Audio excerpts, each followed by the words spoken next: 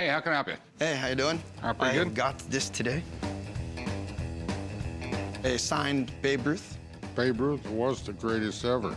Not the greatest. Ty Cobb was the best baseball player ever. Joe DiMaggio. No, Ty Cobb. DiMaggio. Over 10 years, batting over 400. I get nothing for that. I've come down to the pawn shop today to sell my signed photograph of Babe Ruth. It's worth lots of money. I'm hoping to sell it today for $7,000, but I would take as little as $5,500. Where in the world did you get this? 20 years ago, I was asked to remove boxes from an old lady's home, and before I tossed them in the dumpster, I opened them up, and I found that. All right. Babe Ruth, he's probably the most famous baseball player of all time. There's the legend that he said, I'm gonna hit a home run, I'm gonna point to where I'm gonna hit it. It sort of looked like he pointed to left field and then hit the ball out there. But there's really no proof or anything like that, but it's a great legend. Sure is, yeah. He had some heartburn with Boston. When Boston traded him, that's what caused the curse of the Bambino. Babe Ruth started his professional baseball career in 1914, and in his 21 years in the majors, he set all kinds of records. First to hit 60 home runs in a season, 714 career homers. He's got records people are still trying to break. It's not really a baseball card, it's just sort of like a photograph. It says from Babe Ruth to Eleanor Ruth Dobson. Do you know who that is? She came up as a vaudeville actress in the era where he played in baseball. We have Babe Ruth in one ink and this down here in another ink, which throws up red flags, Sure. you know what I I mean? never noticed that. Have you ever had the signature checked out? No. It's gotta be one of the most forged signatures of all time. When it comes to sports autographs, it doesn't get better than Babe Ruth. So you have to get something like this checked out by a pro. Let me get someone down here to check the signature out. If everything checks out, we'll try and figure out a price. All right, sounds like a deal. Appreciate it. I'm a little bit nervous because of the two different pens being used, and I'm hoping that at least Babe Ruth is real. Hey, Drew, how's it going? Good. See you, Rick. Well. Babe Ruth. The guys call me in when they have specific problems with autograph or memorabilia, and I'm the guy for the job. You know, he had a great history. Basically grew up in a boys' school, mainly because he was so unruly, his parents couldn't handle him, you know. I think he was drafted when he was 16 or 17 years old. He had to be adopted to get into the league. And of course, all the home runs, just a legend. Well, Babe Ruth is probably the biggest name for sports memorabilia. His autograph is extremely valuable. Let's take a closer look, see what we have. There's certain areas of Babe Ruth's signature that he always does. It's very consistent, and those are the things you have to look for. We can see that there's a different ink being used for the word from, and also the inscription at the bottom. Have you ever heard of Eleanor Ruth Dobson? I know about his two wives he had. He had two daughters. He had only one sister that survived from infancy, and this is not one of them. So it could be just a coincidence, but I don't know who this individual is. This was done after the fact by somebody else. The bottom part is not written by Babe Ruth. One of the things that Babe Ruth always did, he's always wrote his capital R larger than his capital B. The stem of the small case B is one of the tallest structures, and that is occurring here. One of the things the forgers always seem to miss is the epsilon E. It comes off the baseline, and there's a sharp little angle to it. If you take all the evidence in its totality, yeah, this thing's definitely authentic all the way. All right, that's cool, man. Sweet. Well, after looking at all the details of the signature, it's absolutely 100% authentic. However, if you look at the inscription on it, that was definitely written in later by somebody else. So what I would recommend in a situation like this, because it's not a baseball card, I would cut off the bottom part, and it'll look beautiful. Really? Okay. So, Drew, what do you think it's worth? It's a beautiful signature. It's a nice photograph of his later years as a player. I would say anywhere between $2,000, $2,500 retail. Okay. Yeah, that's about a fair price. All right, thanks. All right, thank you, Rick. Take care, guys. So what do you want to do with this? Sell it. And how much you want for it? Negotiable, for sure. Okay. I'll give you $1,000. $1,000. Can we do better? No. 13. Meet in the middle, $1,250. I'll tell you what, I'll go $1,100 on it. I mean, that's fair. It's gonna sit around here a while. $1,200. $1,100 is gonna be it. And I have cash money. $100 bills. Sure, I'll do it. All right. Appreciate it. All right, Thank let's you. go write this up. Thank you. $1,100 was less than what I was hoping for, but in the end, I made money in Vegas, so I can't complain. Hey, how's it going? Hey, how you doing? What do we got here? I got a Mickey Mantle rookie card from 1951, signed by the man himself. That's pretty cool. So where'd you get it? Actually, I bought it off a friend. He had it with a bunch of other cards in his garage, and I went through the cards, and I picked this one along with about 5 others. Okay, I mean, you picked a really good one. Yeah. I have a signed Mickey Mantle rookie card from 1951. Some auctions have sold this card for $45,000. I'm looking to get about $20,000 for the rookie card because I have 3 kids in college. If I'm able to sell the card, I'll use the money for those college costs.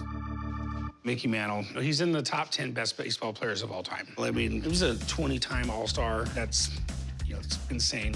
Yeah, I would say so. When it comes to Mickey Mantle, he started his career off as a Yankee and he left his career as a Yankee. Funny little fact about him, his rookie year, they brought him up to replace Joe DiMaggio, and the crowd booed him for 3 years. Right, yeah. And in his rookie year, he's chasing down a fly ball and trips over a sprinkler head, messed up his knee so bad it followed him his entire career. But 536 home runs, 3 Triple Crowns, 7 World Series. I mean, you don't get a better baseball career than that. Right, yeah. He was up there with Babe Ruth, I would say, huh? Absolutely. Definitely the #1 switch hitter of all time. Teams hated him because he would hit home runs, on both sides. I think he came within a foot of being the only person to ever knock it out of Yankee Stadium. Right. Mind if I take a look at it? Yeah, sure. Ooh, back's a little rough. Yeah, it's got some adhesive residue. The guy that had it probably had it in a scrapbook. Sounds like something people would do in the 50s. Yeah. What are you looking to do with it? I ain't to sell it. Okay, any idea of what you want to get out of it? Yeah, I need $20K. Okay. Mickey Mantle helped define what an American sports icon is, and signed mint items of his have sold for millions, and I mean millions. I'm obviously interested, but there are a few things I have to consider first.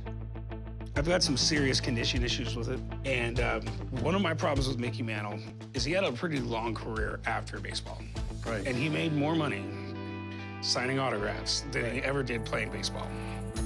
Yeah, he signed a lot, but didn't sign many of those rookie cards, that's for sure. No, there wasn't very many of those rookie cards out there for him to sign. I will give you that. Let me give my buddy Dan a call. This is what he does. He grades these things for a living. Yeah, go for it. Hang out, I'll be right back. Okay, I'll wait. I know the card is authentic, but yeah, I wouldn't mind a second opinion. 1951 Bowman signed Mickey Mantle rookie card. That's nice, very nice. Back in the 50s, Right. 60s, people didn't look at cards for value. They pretty much bought the packs of cards for the gum. I would do the same thing, yeah. Yeah, so Mantle is the key guy you want on a rookie card. A lot of these have surfaced in recent years because collecting autographs on rookie cards has become real popular. Do you know how many of these signed rookie cards there are, actually? They're not easy cards to come by, so they are in demand, but people look for those rookie cards to be in real nice shape. Do you have a loop where I could look at this under? Yes, I do. Perfect. Whoa. Yeah, that's pretty hammered. One thing that concerns me is that it looks like the top of the card's been cut where it might have had a bunch of fray that they wanted to remove just to make it look better. The back definitely has some rough residue. As far as the grade's concerned, PSA is going to grade it from a scale of 1 to 10. So 1 being poor, 10 being gem mint. And then unfortunately, with an altered back, they would never assign a numerical grade to the card. So you're looking at below a 1, which would be below poor. What's something like this worth? Everything's based on condition. Right. There are signed rookie Mickey Mantle cards from this year that have gone for 40 to 60,000. But they are clean. Corners are sharp, the surface is beautiful. But like I said, rookie cards are in high demand, signed rookie cards. As far as this card's concerned, the autograph's really nice. So Corey, in my opinion, I think this is worth retail about 10 grand. Wow, I was thinking less than that. I was thinking more than that. Its condition is everything, man. Dan, I appreciate it. You're welcome. Okay, thanks a lot. Great, nice to meet you. Likewise. I know you had hopes and dreams at 20,000, but I'm looking around 7. Wow, 7. That's kind of way off between 20. You know what? I can go down to 17. I'm not going over 7, man. 7's gonna be the most I can pay for it. I have to trust Dan. He's been in this business a long time. This is what he does. If he tells me 10, if I buy it from you at 7, possibly I make 3 grand. Right. We do 15.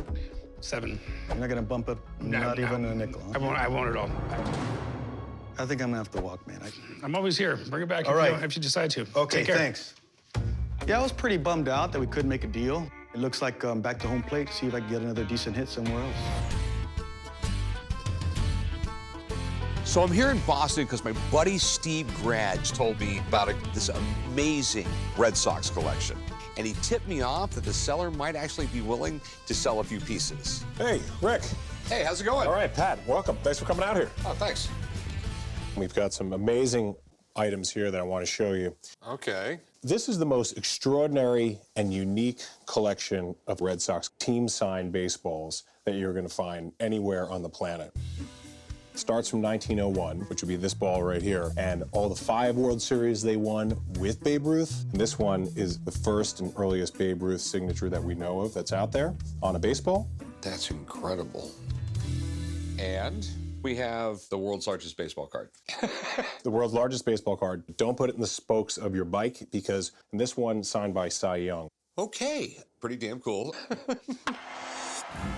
I'm representing the owners of the biggest team baseball collection in Red Sox history. Today, we're going to be able to offer the Cy Young cabinet card. The owners are looking to get $175,000. The other item we have is Ted Williams' 477th home run baseball. They're looking to get $50,000 for that. I mean, this is really neat. These 2 pieces the owners are willing to part with. This baseball is Ted Williams' 477th home run. Why don't you put that glove on right there? Yeah, I mean, he's Mr. Baseball in Boston. Oh, he wrote all over it. That's really cool. Wrote all over it. Home run number 477, June 24th, 1958. Yeah, I think Ted Williams was basically considered a god in this town. Oh, still is. He was the Red Sox Mickey Mantle. And we're talking about a World War II veteran here. He missed 5 years of his career to go to the military and serve our country and still hit 521 home runs. This is an excellent piece. What this is a cabinet card from 1893, signed by Cy Young. As far as we know, there's only 6 of these out there in the world. The best part about it is if you look over here, this actually comes in the envelope that he sent it with his handwriting. Yeah, it's pretty incredible. Yeah, it's Cy Young, who's arguably the greatest baseball player ever to live. Yeah. He's a pitcher that won over 500 games. 511. It would be mathematically impossible for any pitcher to do that nowadays because they don't play that many games. So, super cool collection. So, gloves off, what is the price of the Ted Williams ball? Our team will accept $50,000 for that ball. Okay. And the world's largest baseball card. We're asking $175,000 for that. Okay. It's a little bit pricey. So I'm going to go give Steve a call. Okay. Yeah, I just want a little input here. Give me a few minutes. I'll be right back. I'm going to go give him a call. Okay, great. So I guess you already know about this stuff. Yeah, it's some really great stuff. This is some of the best stuff I've ever seen outside of the Baseball Hall of Fame. So I really love number 477, Ted Williams. I think it's really, really cool. He's certainly still the most famous Red Sox player almost of all time. So I see we have the letter as well. This is from Steve Runnels. Pete Runnels was a pretty good ball player in his own right and a former teammate of Ted's. So it says, my father, Pete Runnels, and Ted Williams were teammates. On June 29th, 1958, Ted Williams hit his 477th career home run. The ball was hit atop the roof in right field. That's a great story. My father acquired the baseball, and he wrote the score and information about the home run on the ball and then had Ted Williams autograph the ball. Now, I'm, semi-familiar with this. You're not really going to see much on here. It's just mostly a faded signature. But, the thing you want is that and that, which is absolutely phenomenal. And then we have this Cy Young baseball card. This is a really fantastic piece of history. Cy Young, obviously, really the greatest pitcher of all time. 2 years after he died, they named the Cy Young Award after him. But the great thing about this, and I know the history about this piece, is this letter is tied in directly to this. So this is Cy Young sending this to someone. And I don't know if you could ask for better provenance. So, what do you think they're worth? You have 2 great pieces here, Rick. These are museum quality. So the first one, obviously Cy Young, just focusing on this, how incredibly rare it is. I could easily see this going for $200,000. Okay. And The ball? So the baseball is really interesting, you know, and I love the letter. It ties it all in together. I put that value right at $65,000. Okay. You want to have dinner later? If you're buying. Well, if I buy anything, I'm going to be broke, so you'll have to buy. No problem. Good luck. Okay. All right. So the ball and the Cy Young, I will give you 175 grand. For all of it. For these two, right? Yeah. I'm sorry, I absolutely cannot do that. Our price is 2.25 right now. And your best price is? My best offer, I'll give it all to you for 220.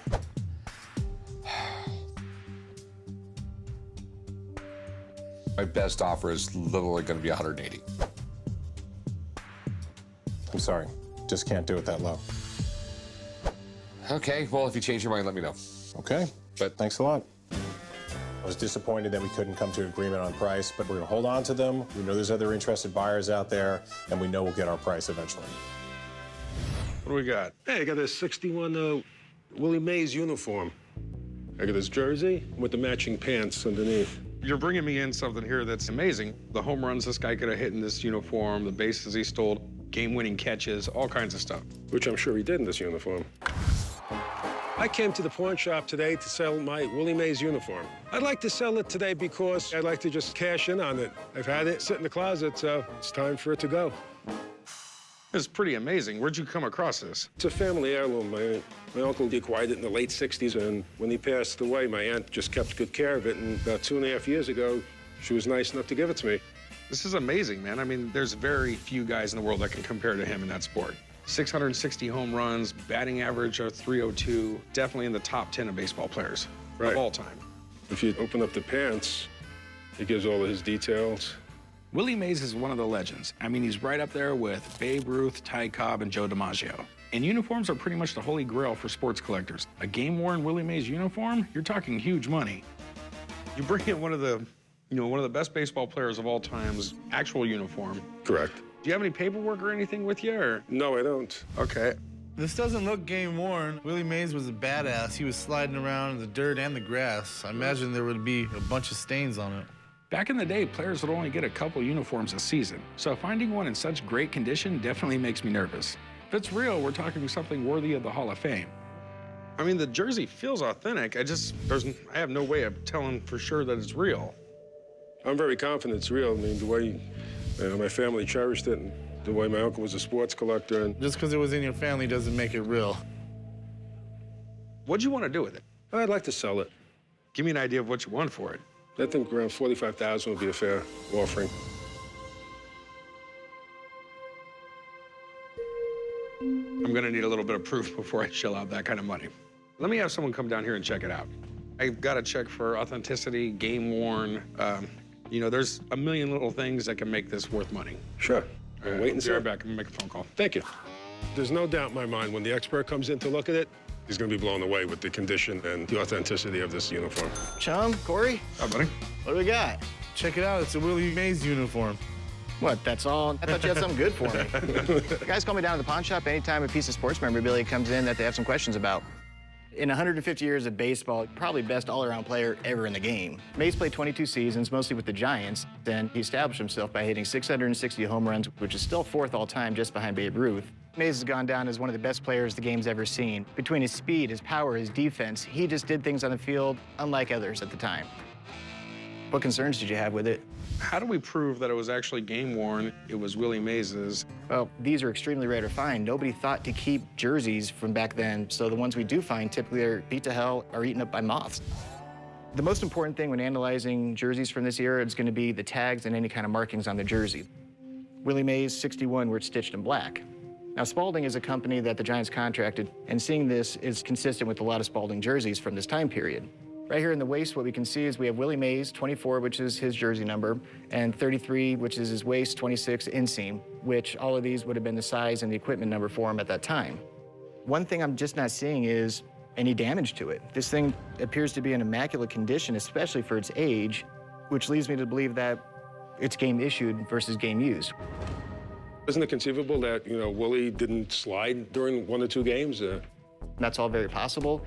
But to truly identify it as a game-used jersey, we would need to see a lot more evidence of wear on it. Now, although we can't prove that this is actually a game-worn jersey, this is 100% authentic jersey that Willie Mays was issued. Great, good to hear. This is absolutely extraordinary. This is one hell of a find. I would value this anywhere from 35 to 40 grand. Willie, huh? Good news. Well, Jeremy, thanks for coming in, man. You got it, Corey. Later, chum. All right, see you later. How much are you looking to get out of it? I'd like to go to 45,000. And I'd like to be able to make some money. I'm not going to go anywhere near that. I'll give you 20 grand for it. No, I can't. Did you do 40? I've got to make some money on it, man. I really do. I'll go about 22,000. This is so rare, I think we should be able to do better than that. Can you do, like, 37?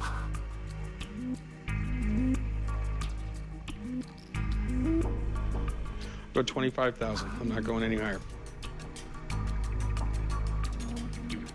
You do 35? Nope.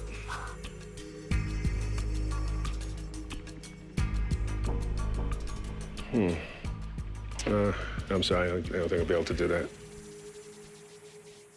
30 grand. That's the best I can do.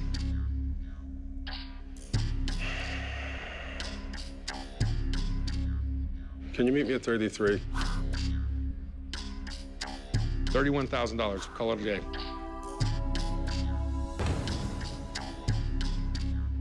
Sounds good. All right. Chum, take care of it. All right. Well, mixed emotions. There was the sentimental attachment. But I think my uncle would be impressed at the price that it actually achieved. I think he'd be very proud of it. What do we got there? I've got a jersey autographed by Lou Gehrig. Oh, wow. Yeah. How big was Lou Gehrig? That jersey looks like it could fit the big Ross's leg.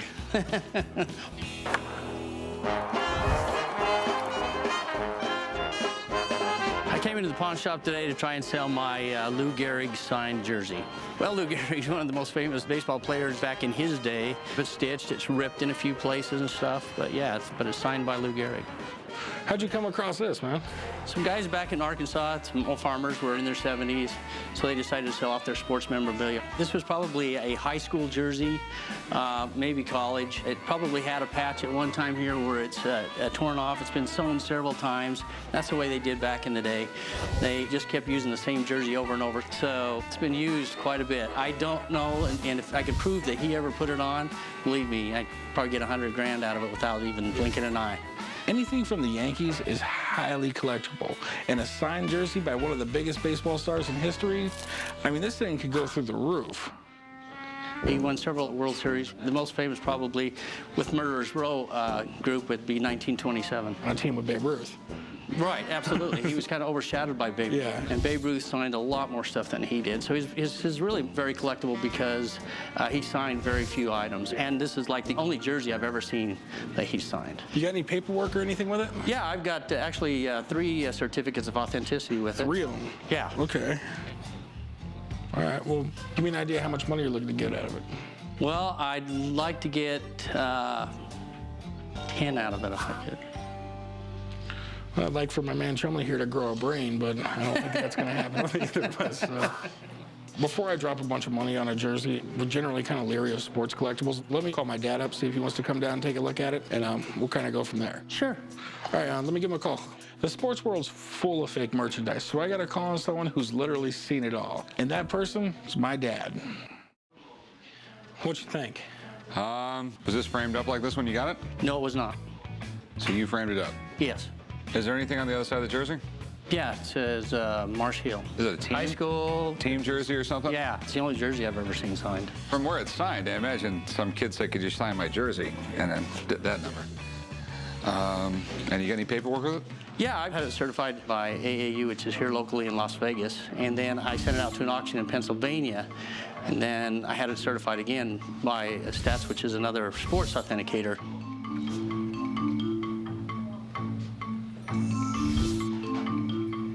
Everything looks legit to me. It looks real.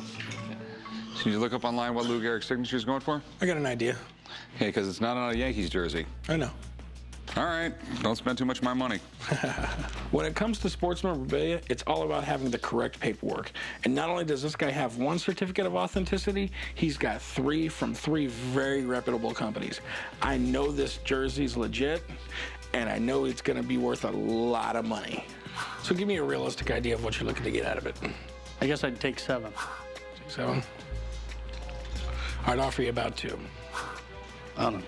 Just seeing as how I gotta sell this thing for a profit. Right. Yeah, 2's way too low. I can't do 2. Yeah. It's a hell of a piece, and I'd love to have it in here. But you're just gonna have to work with me a little bit more. I mean, really, I'd do it heartbreakingly for 5.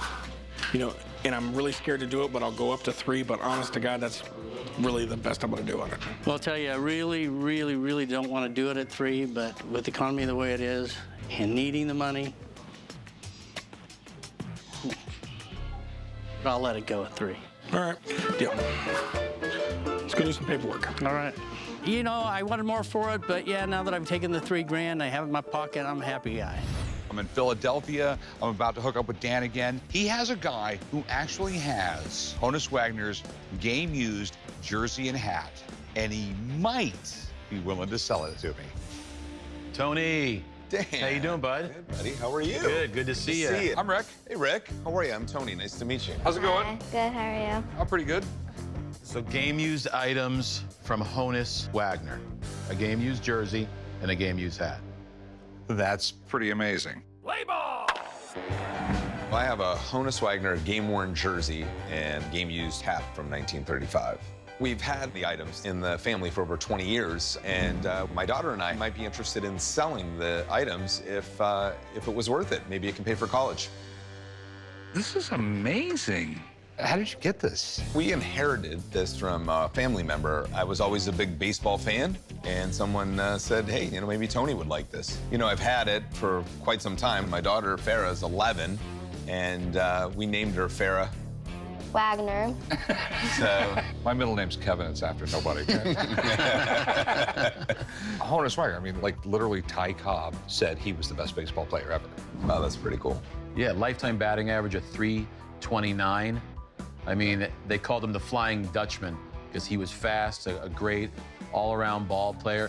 He was one of the first members inducted into the Hall of Fame in 1936.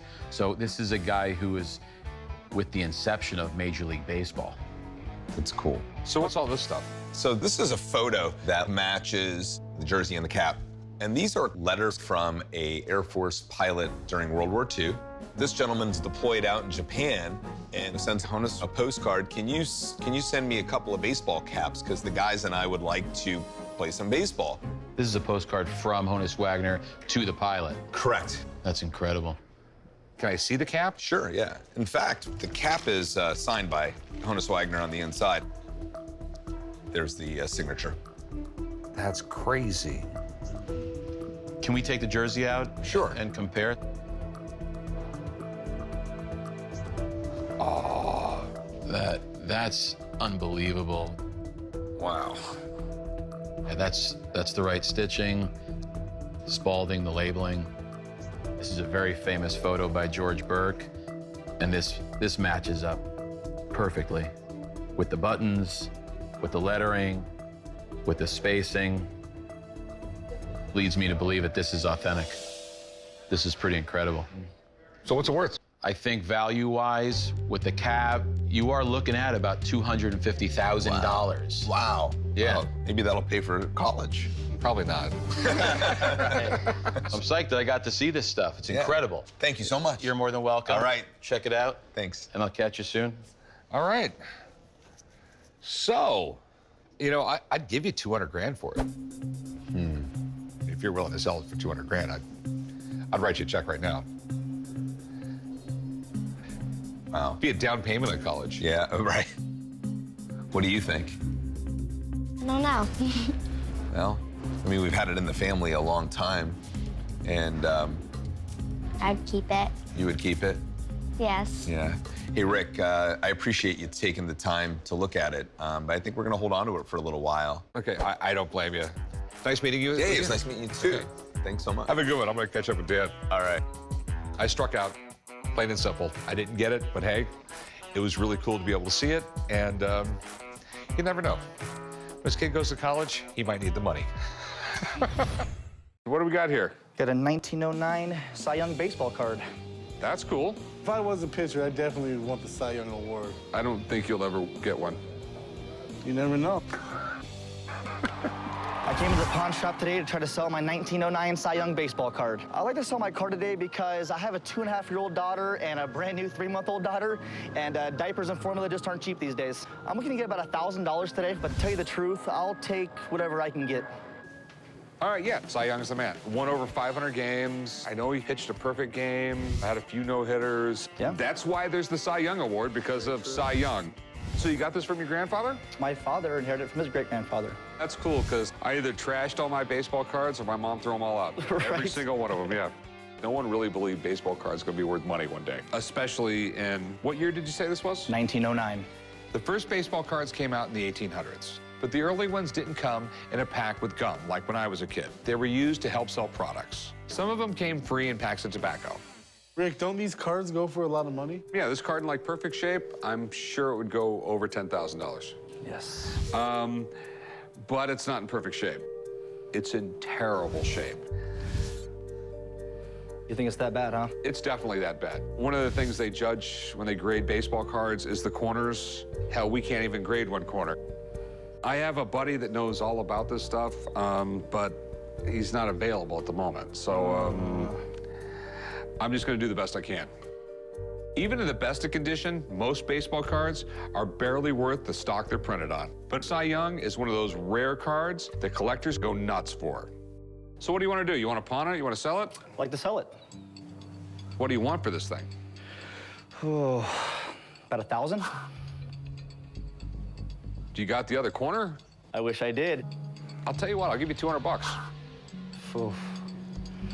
I was 102 years old, though. Yeah? I can't do 200. You gotta do better than that. 250? The condition's so bad, it's tough to even grade. It's been in the family for so long, I just feel you gotta do a little better than that, man. I'm sorry. I'll give you 300, and I think that's a lot of money for this card. 300 bucks is the most I want to be on.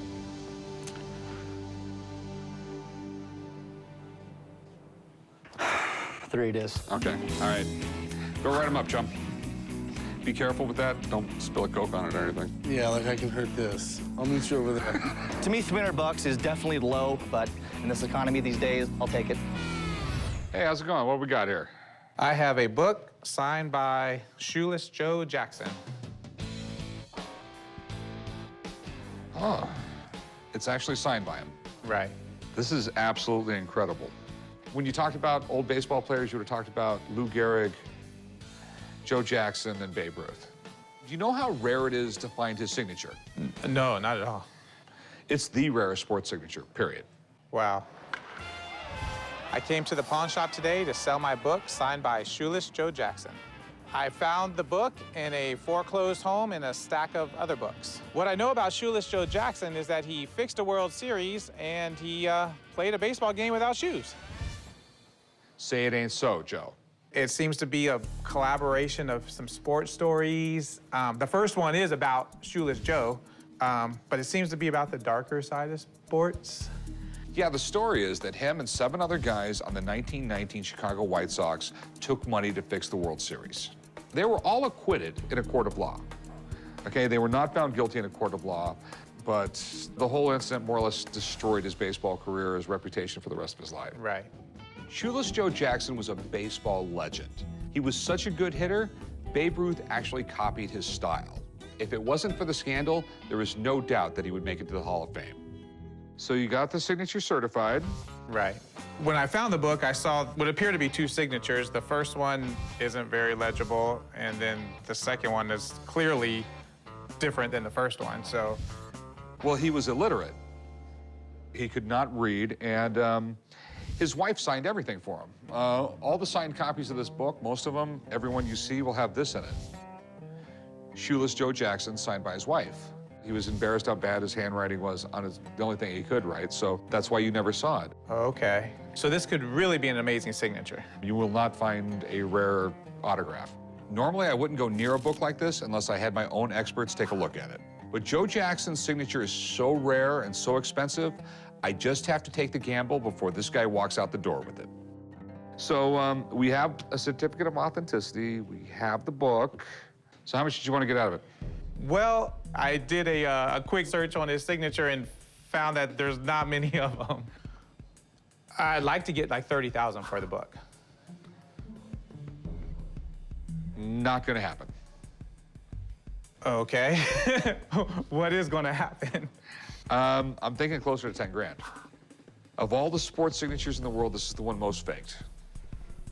Okay, and I have no idea who this person is who authenticated it. Right. So, I mean, I'll take a shot at 10 grand. It's just not a signature. It's on a book about the dark side of sports. I mean, that has to bring something to the table. I'll give you 11. You're not moving much. There's not a lot to move. I mean, it's a big risk nowadays with stuff like this. How about 16,000? I'll make it short and sweet. I'll go $13,000. I won't go a penny more. I mean, ask for $1 more, you can just pick the book up and leave. But I'll go 13,000. If you do that, I'll do it. So.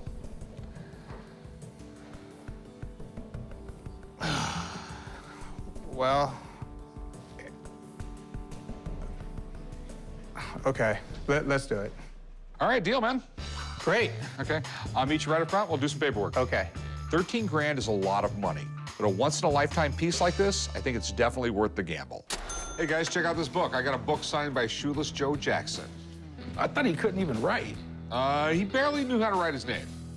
How much you pay for that? 13,000. Is that a good deal?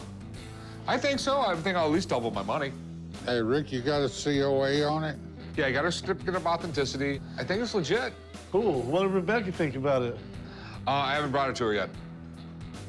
Oh, my Who God. looked at it? I did. That's just a lot of money not to bring somebody in on that. You're no book expert. I know enough. Yeah, you know enough to get your ass in hot water.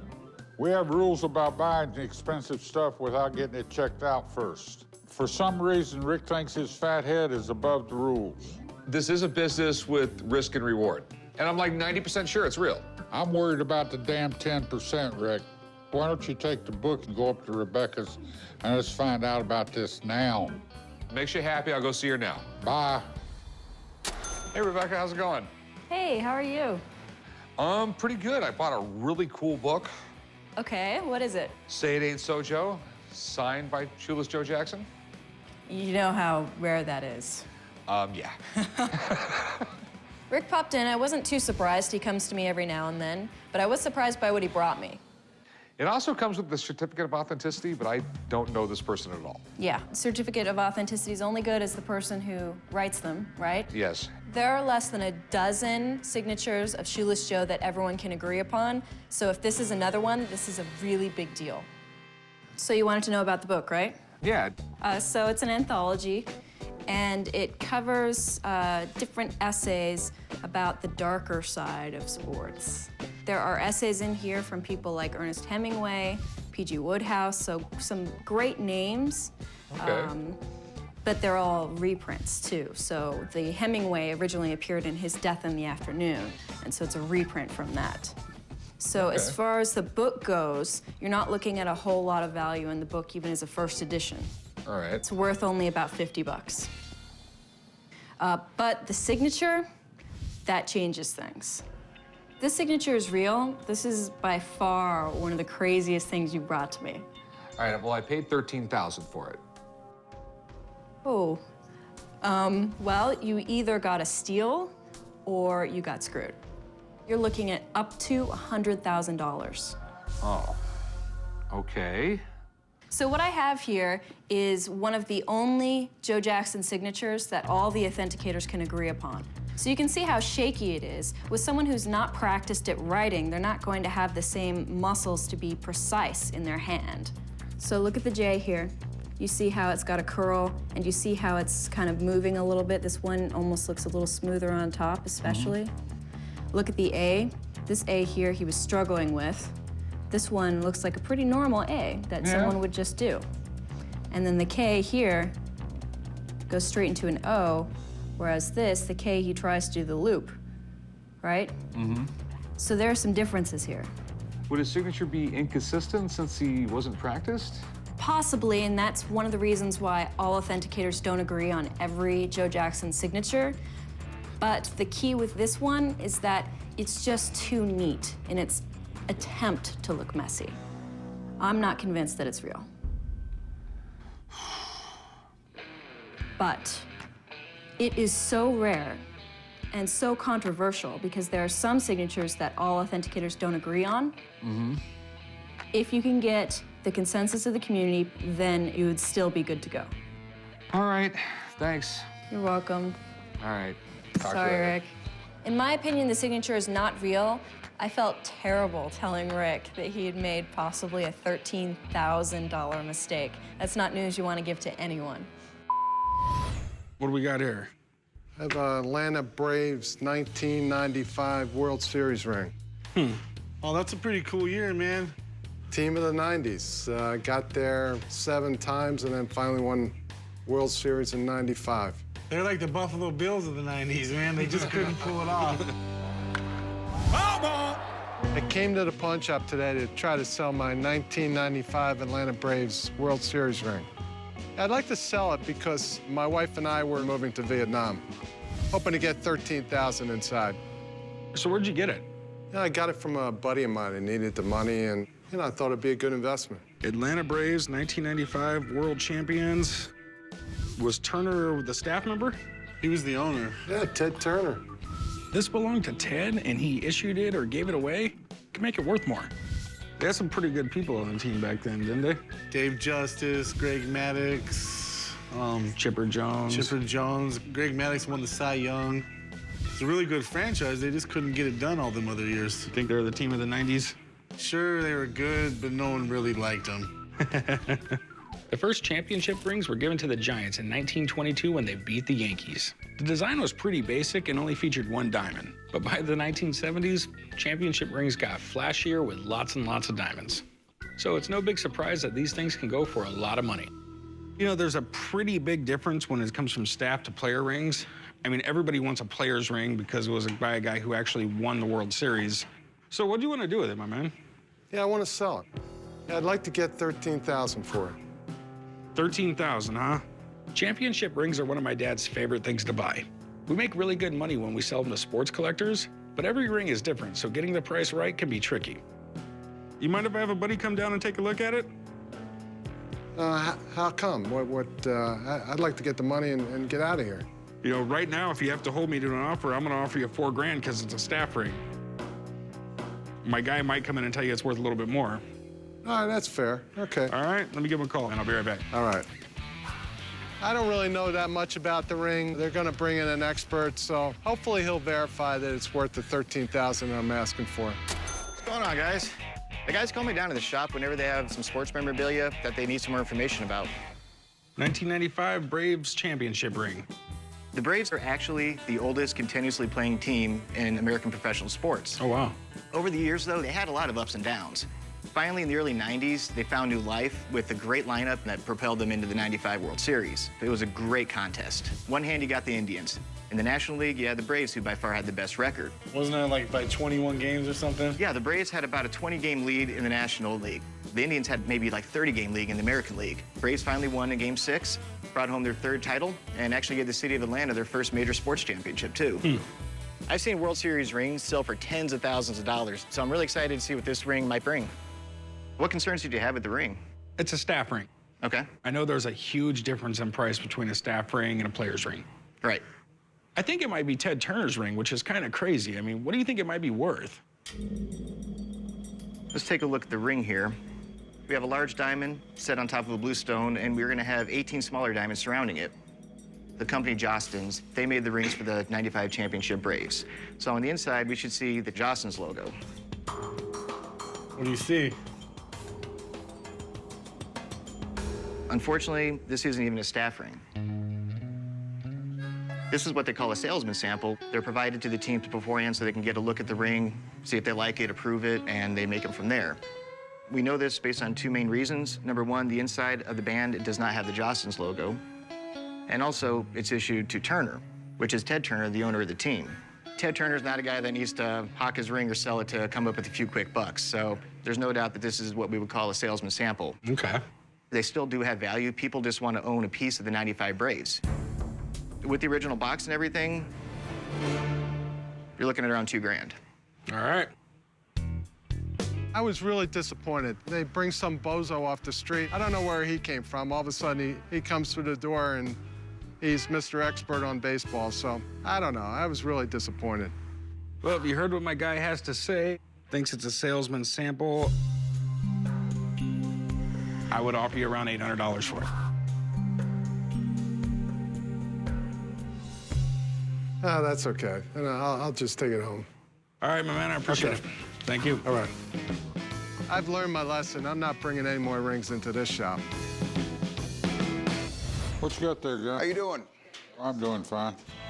Got a 1951 Yankees team signed baseball. Got about 22, 23 signatures on the ball. Joe DiMaggio, Yogi Berra, Mickey Mantle, and it's a 51, the year they won the World Series. My grandfather went to a game in 1951 with my mother and received the autographs from a friend of his that was involved with the team. The baseball doesn't really mean a lot to me. It's got some family heritage, but it's a baseball. It's a very interesting piece. What can you tell me about this? 51, that was Mantle's rookie year, Joe DiMaggio's last. So you got a critical intersection of history right here on that ball. Can I see it? This would be perfect for the company softball game.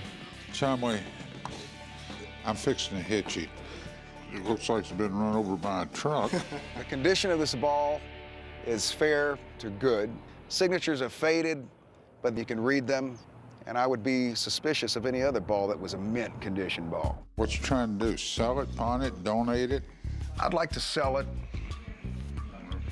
I think the ball's well worth $3,000. Do you have any paperwork on it? None whatsoever. The way you sell this stuff is with authentication, because there's a tremendous amount of people with a ballpoint out there. I'm definitely interested. Okay. But I just want to have somebody that knows more than me look at this thing. It's not that I don't trust this guy. I don't trust nobody, especially when they're trying to sell me something. If they want to bring in an expert, I'm fine with it, and I'd like to learn more about the ball as well. How you doing, Brenda? Hey, old man, how you doing? I'm fine. Good to see you again. Chumley. I'm a forensic handwriting expert and the owner of Expert Handwriting Analysis in Las Vegas. Do you mind if I take a look at it? That's why you're here. That is why I'm here. Okay. I have obtained genuine signatures of all the players on the team that year. Okay. So what I will do is use those as examples and compare them to the signatures on the ball. When I first looked at the ball, it didn't have any obvious signs of not being authentic. Certain things that can be done to age a baseball would be abrasion to make the signatures look older than they are, or exposing it to unnatural elements such as lemon juice and sunlight. Right now, I'm looking at Mickey Mantle's signature, and I like what I'm seeing because Mickey Mantle had two different signatures. The first signature that he used in the 50s matches the signature on the ball. Okay, that's good. Which is good. Later, throughout the years, Mickey Mantle added a billowing shape. Almost, his M's start to look like sailboats. Do you see that? Uh-huh. That tells me that this signature was from the right time frame, from 1951. That's good news. Good news for you. What's the light for? So I can see the handwriting on the ball. Oh. The signature that's in the best condition, I would say, would be the Joe DiMaggio signature. Joe DiMaggio had a real heavy writing style. There's 23 signatures on here. 22 of them, without a doubt, match a player on the 1951 Yankees team. There is one signature on the ball that I am unable to determine the authorship of. And there's indications that it belongs to Casey Stengel. Brenda's checking out the ball right now, and I know it's real. I believe it's authentic. This is a historical baseball piece. Okay, in your opinion, this ball is in, you can classify this as a real 1951 Yankees ball. I do believe that this is a genuine 1951 Yankees baseball. Thank you very, very much. You're welcome. The value of the ball is really subjective. It just comes down to what a buyer is willing to pay for it and what the seller is willing to get for it. So what are you trying to get out of it, Clint? I think $3,000 is a reasonable amount for the ball. If the signatures was better shape, I'd say the ball's worth well over $3,000. In the shape it's in, it's not worth $3,000.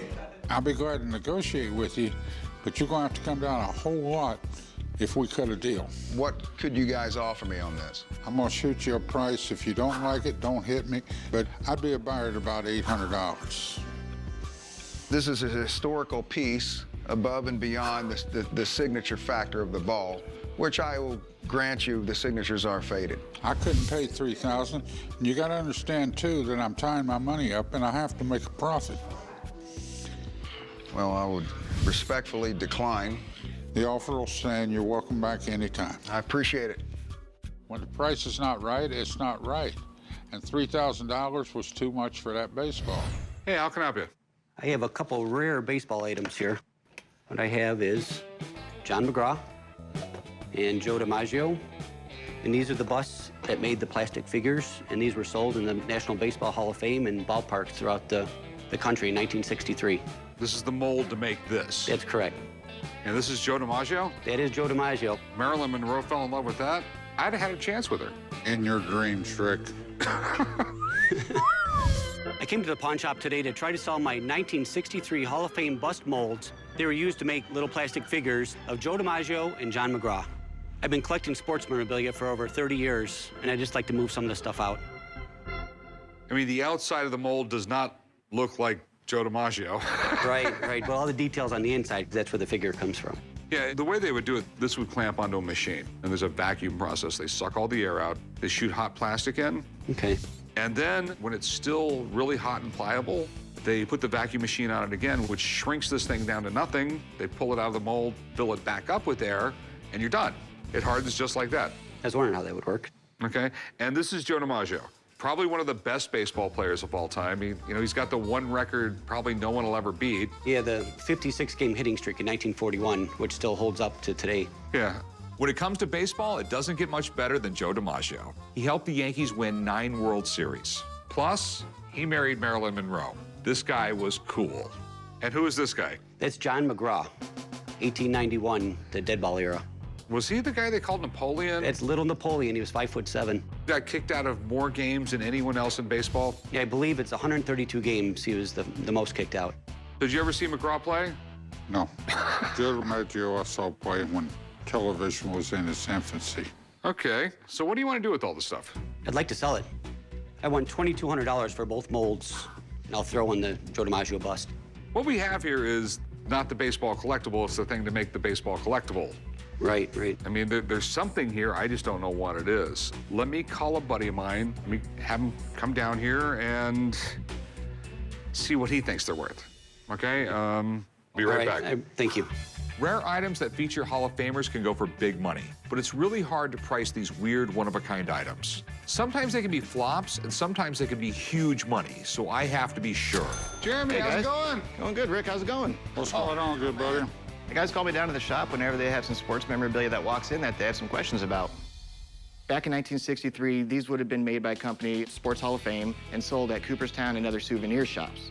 What we have here, we have 2 great Hall of Famers. We have Joe DiMaggio, who's a Yankee legend, and then a lesser-known but very well-respected Hall of Famer in John McGraw. Most of his fame came from the days he was a manager of the New York Giants. He strung together something like over 2,700 wins, which ranks all-time second behind only Connie Mack. It's because of great Hall of Famers like this that items like this even exist. The molds from this era are very rare to find. They seldomly come up for sale, but every once in a while you do see one pop up. Now, the main thing we want to see here is a mirror image of the stamping of the player name and the company manufacturer. On the finished product, it would appear right side up. And I can see on the inside, we have the information, Sports Hall of Fame, and Joe DiMaggio, which is exactly similar to the finished product, how it appears on the plastic. We also have John McGraw, same exact thing. And looking at these, I mean, everything seems to check out, but there's this one thing that's kind of bothering me about them. Okay. Do you guys have a ruler? Yeah. All right, so what we want to do is just basically measure from the base of the bust to the top. A lot of the fakes I've seen before, they're actually smaller in size, and they have a lot less details in them. Okay. All right, so taking into consideration all the details, especially the height of them, these are absolutely good. That's great to hear. It's a relief. The original busts are 6 inches tall. The base is about 2 inches, and the actual bust itself is about 4 inches. These are good. So what are they worth? Being one of a kind, it's a little difficult to pinpoint, but John McGraw, you're looking at maybe around $500, $800. Joe DiMaggio, one of the most famous baseball players of all time, $1,500 to $2,000. Okay. Is the bust worth anything? Yeah, around $50. Okay. Well, thanks, man. Being that these are one of a kinds, they appeal to a lot of people, but at the end of the day, there's a very small market for something this rare and unique. So how much do you want for them? After hearing the expert, $2,200. No. I'd give you like $1,100 for the pair. $2,000 would be the lowest I'd go. Well, then you're going to take them home. You know, and this happens all the time. People come in and they literally want what I can get out of it. I mean, if I do that, I'm not going to be in business long. Right, I understand that.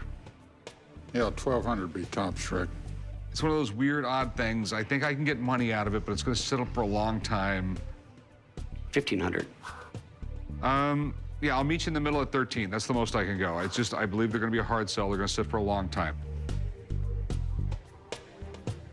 I understand that, and I'll take $1,300. Okay, I'll meet you right up front, and we'll do the paperwork. I'm walking out of the pawn shop today with $1,300, and I'm very happy. It's going to go in my kids' college education fund. What do we got? Got a 1925 Ty Cobb Joe Sewell game used signed bat. What? Ty Cobb, Joe Sewell, game used signed bat. Okay, Yes. Did these guys ever play at the same time? They did. They both played in the 20s together. Okay, and so Ty Cobb signed Joe Sewell's bat, or? Joe Sewell signed Ty Cobb's bat, but Joe Sewell used it. I feel like we're playing like who's on first here, but.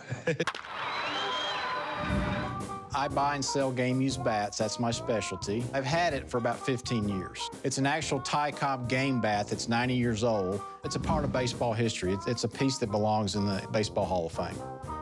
I know a lot about Ty Cobb.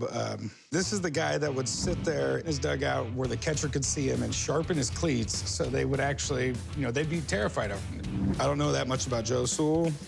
He's a Hall of Famer, played for the 32 World Champion Yankees. Great player. All right. So he signed it 2 times? 3, actually. The third one's right there. Okay. So was it actually Ty Cobb's bat, or was it like a Ty Cobb model? No, it's Ty Cobb's bat. It's got his name on it. Why would Joe Sewell sign Ty Cobb's bat?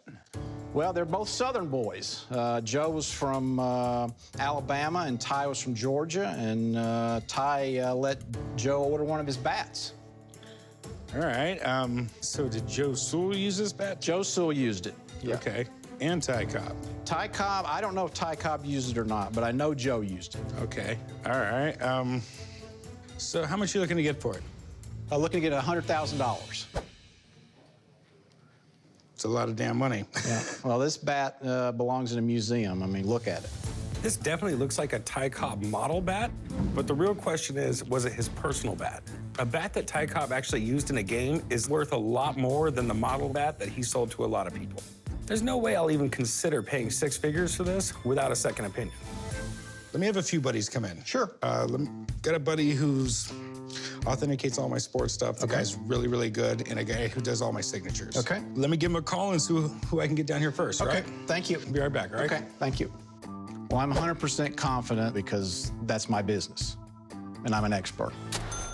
Zane, hey, Steve. Good to see you. Good to see you, too. How you been? You guys know each other? Oh, yeah, for years, absolutely, man. What are you bringing it to me for? Just bring it to him next time. You got more money. Steve, I got a few concerns. I don't even think I've heard of Joe Sewell, so No problem. we flip that around? Sure. That's the first thing I want to do is take a look at what we've got here with the signatures, and I know there's 3 different ones on here.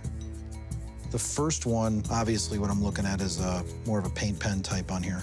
Definitely overlaps, so there's no question about that being on the bat. The second one, I see live ink on here, so that's not an issue there. And then the last one is where at? Yeah, and the same could kind of be said for that. I'm seeing the impression. All right. Joe Sewell had a really nice signature, and that's what I'm starting to see on here. He just kept it basic throughout his whole life. And I'm seeing that here, I'm seeing that here, and finally seeing that up here. Everything matches perfect. Awesome, man. Yeah, so no issues there. Signatures are authentic. What do you think it's worth? I could tell you Joel Sewell autographs, generally speaking, he's not much in demand. Still a good autograph, but he's not really sought after. You know, $100, $150. Yeah, obviously, the complexion changes when you have it on a bat like this, but still, that's kind of out of my department. Autograph's good, no problem there. Not a real high-value signature. Steve, I appreciate it. All right, man. Well, let's hope the next guy shows up and 99,900 and more reason to like the bat. Send him in. Send him in. Let's see where he's at. I'll give him a call. Thank you. You know, I understand that there's a whole other aspect to it in terms of a game-used bat and whose bat was it. I really don't deal in that stuff too much. I'm just basing my value on just the autograph alone. Hey, what's up, Jeremy? Corey, how's it going? Going good. Right on, good to meet you. Hi, nice to meet you. Know the signatures are legit. I just need you to kind of tell me more about the bat. Okay. What this is, it's a Hillerich and Bradsby Louisville Slugger baseball bat. Now, Ty Cobb, I can go on and on about what he did for the sport. I mean, over 4,000 hits, over 2,000 runs. I mean, he's one of the purest, best hitters in the game, bar none. Right. Now, Joe Sewell, he's not as much of a household name, especially as far as a Hall of Famer, but what he did, throughout the 1920s, he didn't strike out, and that's what made him very famous. Over 7,000 at-bats, he struck out 114 times. In this day and age, 3 or 4 times a game, you know, guys will strike out. He did that in a season. I mean, that was remarkable. All right, so tell me what's up with the bat. I don't get it. I can see why you don't get it. This is a very unique bat. First of all, Joe Sewell game-used items are very hard to come by. Now, that on top of the fact we have Ty Cobb's name on here, I mean, we have a really unique piece of memorabilia here. What do you think it's worth? Let me start off with just a Ty Cobb game-used bat. Easily 6 figures. There's no 2 ways about it. I mean, that's one of the most sought-after, rare pieces of memorabilia from this time in baseball. Now, we're not dealing with just a Ty Cobb bat here. We also have Joe Sewell's name engraved into the bat barrel as well. And what I can tell you about that, the reason his name exists on here is because in the later part of his career, during the mid to late part of the 20s, in order to be just like Cobb, he wanted to emulate his hero, he wanted his bat. So he contacted Hillerich and Bradsby, had a bat to Ty Cobb's specifications made for him. In doing so, the Hillerich and Bradsby went ahead and put his name on it. Later on, the Ty Cobb part would have been removed and just it would have been a Joe Sewell bat, and again, identical to Ty Cobb's specification, measurements, and so on. So Ty Cobb never used this bat. Oh, wow. It's just his model bat, and it's cool because this is like the transition bat, so to speak. You know, this was the one he was trying out first. Do I like it? Do I hit well with it? Do I want to continue with it? So these are extremely limited. What do you think it's worth? This bat right here, we're looking at 15,000 bucks. Whoa. I mean, I've seen just a game-used bat of Sewell, you know, in that kind of shape. It's about $7,000 to $8,000, and you can almost more than double it because of the fact that it can be pinpointed to a particular time in his career, and it is affiliated with Ty Cobb. Yep, Jeremy, I appreciate you coming down. Not a problem, man. Good to meet you. Thanks for coming in. You bet. This bat was only used by Joe Sewell. The bat model itself is based on Ty Cobb, but it was actually never in the hands of Ty Cobb during a Major League game. There's just absolutely nothing Joe Sewell out there that would command that kind of premium. Well, my guy's saying it's worth 15, which means at the most I'd offer you 12. You're asking for 100. Yeah, we're pretty far off. I mean, I would come down to 75 if that helps you. Well, bad news for me is I got to believe my guy, and I'm gonna go ahead and stick with 12. I just don't think we're gonna be able to come to a deal here. Thanks for letting me come in. Appreciate you coming down. Thank you. I'm very disappointed in that price. I think the expert they brought in left a lot to be desired in his knowledge of the market. Hey, how's it going? Pretty good. What do we got? I got 5 Topps 1967 Pete Rose baseball cards here, mint condition. You got 5 Mona Lisas, too? I'm dead, don't I wish? I don't really know too much about Pete Rose, the baseball player. I'm a fan of Pete Rose, the gambler. Yeah.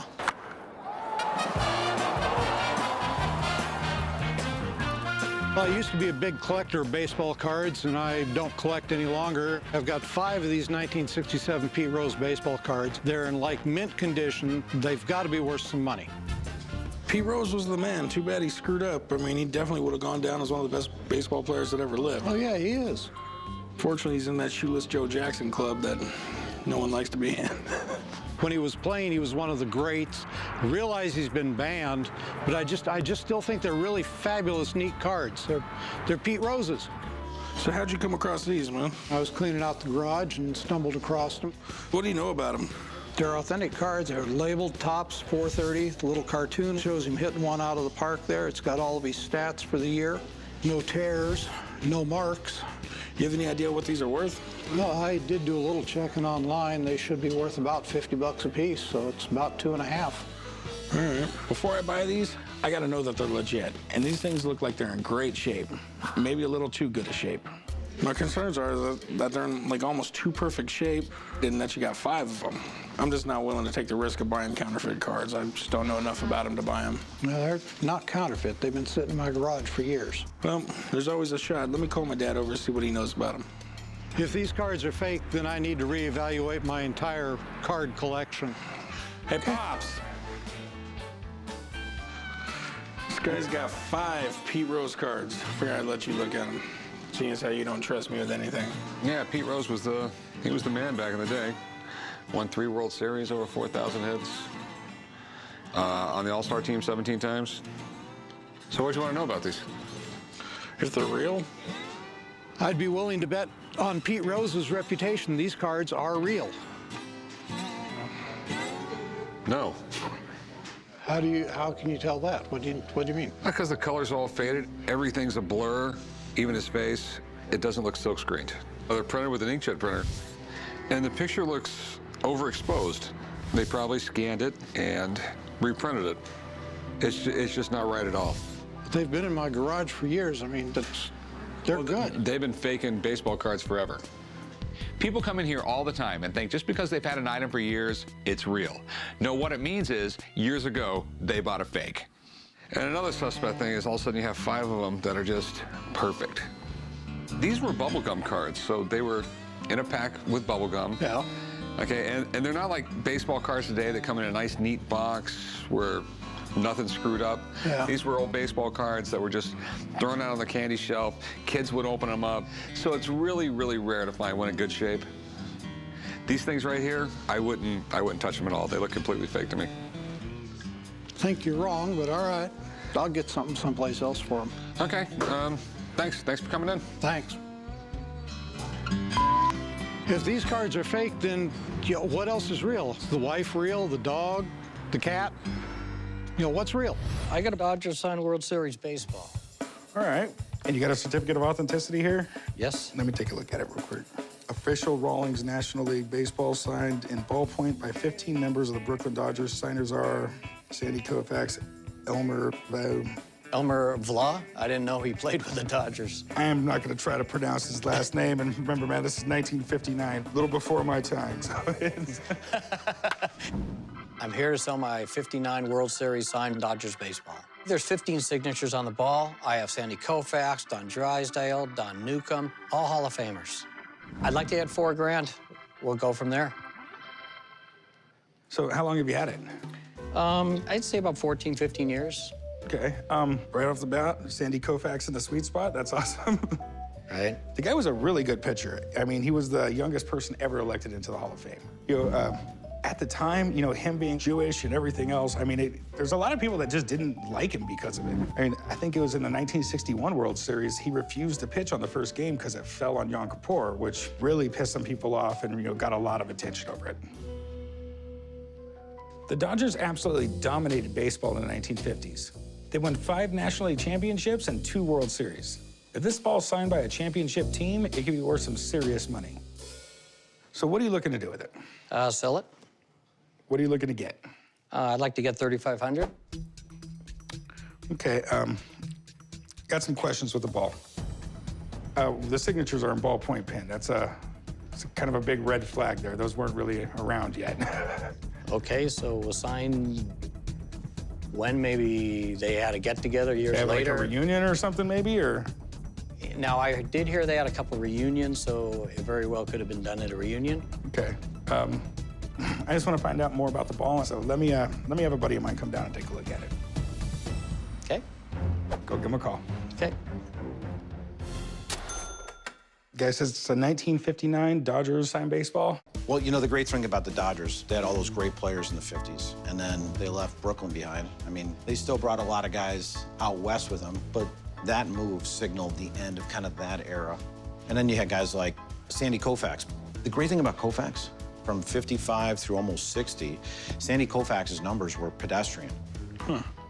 He had his great time from 61 to 66. But when you think of Brooklyn Dodgers, everybody thinks of Sandy Koufax. Guy was such an amazing pitcher.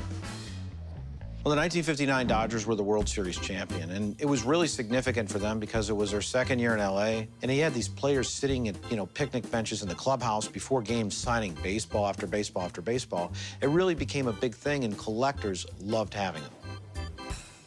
And what are your concerns? You know, the ballpoint pen always throws me off, Yeah. and when I'm dealing with signatures, I just rather call you.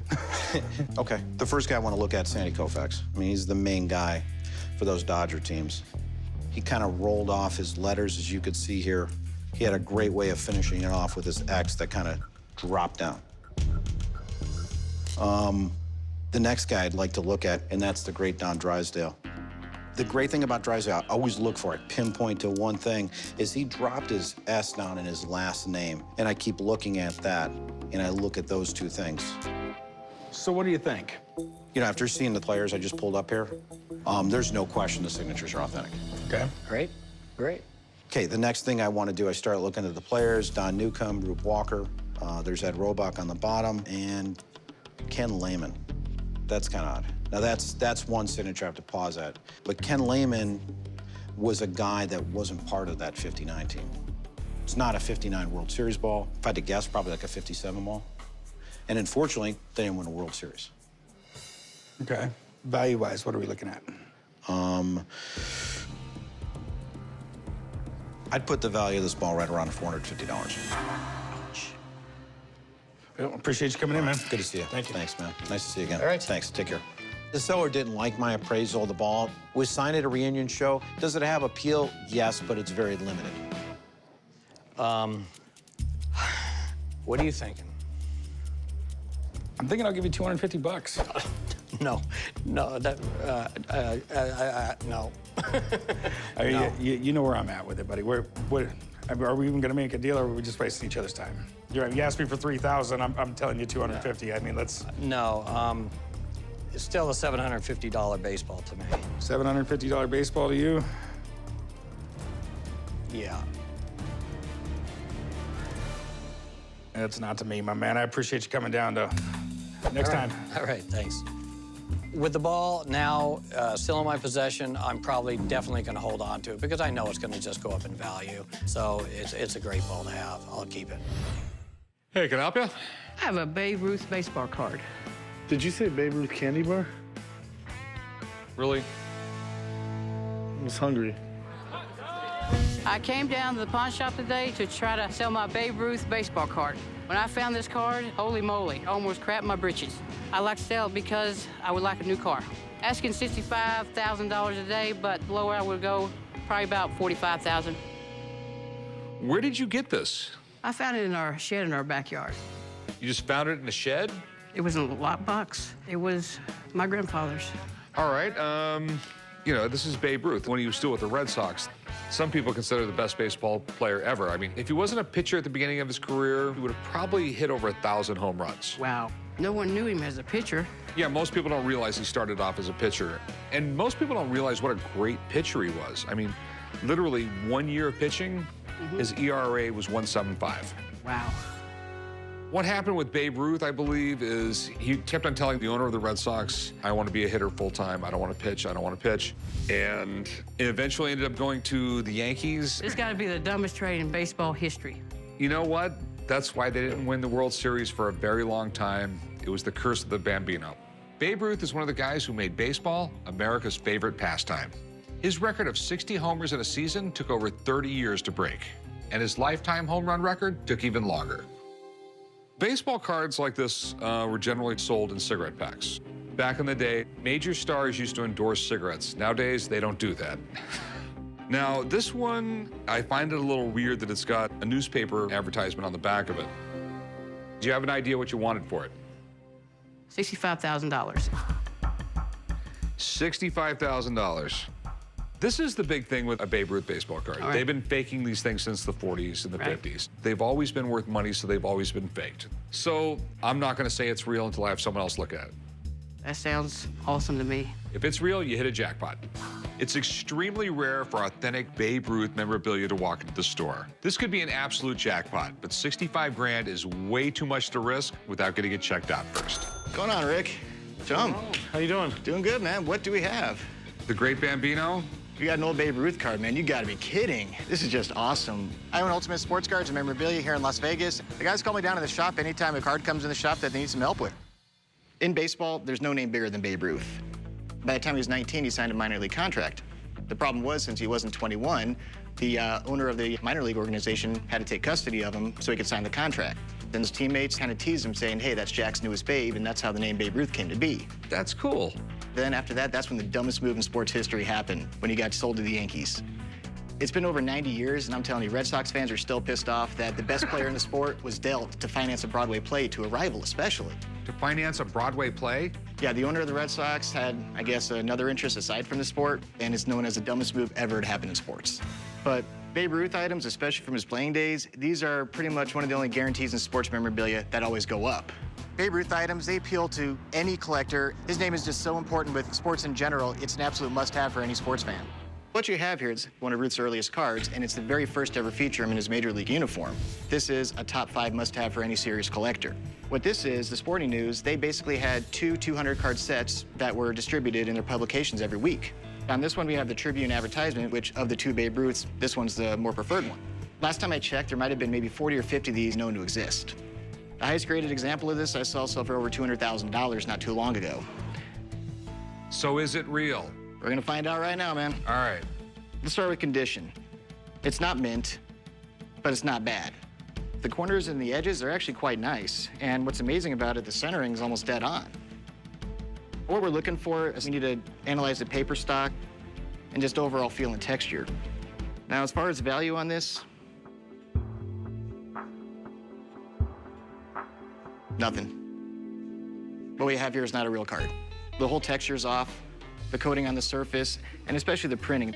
Even though the technology was pretty weak back then, it was a lot more clear than what it appears on the Babe Ruth card here. So this is without a doubt a reprint. Ah. Yeah, fortunately you don't have a winning lottery ticket here, man. It is what it is. Yeah, sorry, man. Hey, well, thanks, man. Hey, you got it, Rick. Later, chum. See you later, man. These days, fake cards are actually more prevalent than ever just because the technology and the means to print them are so available. But that's the nature of the game. Well, it's a bad day now. Sorry, man. Well, have a good one, though. You too. $65,000, that close, but no cigar. You know, I'm just disappointed.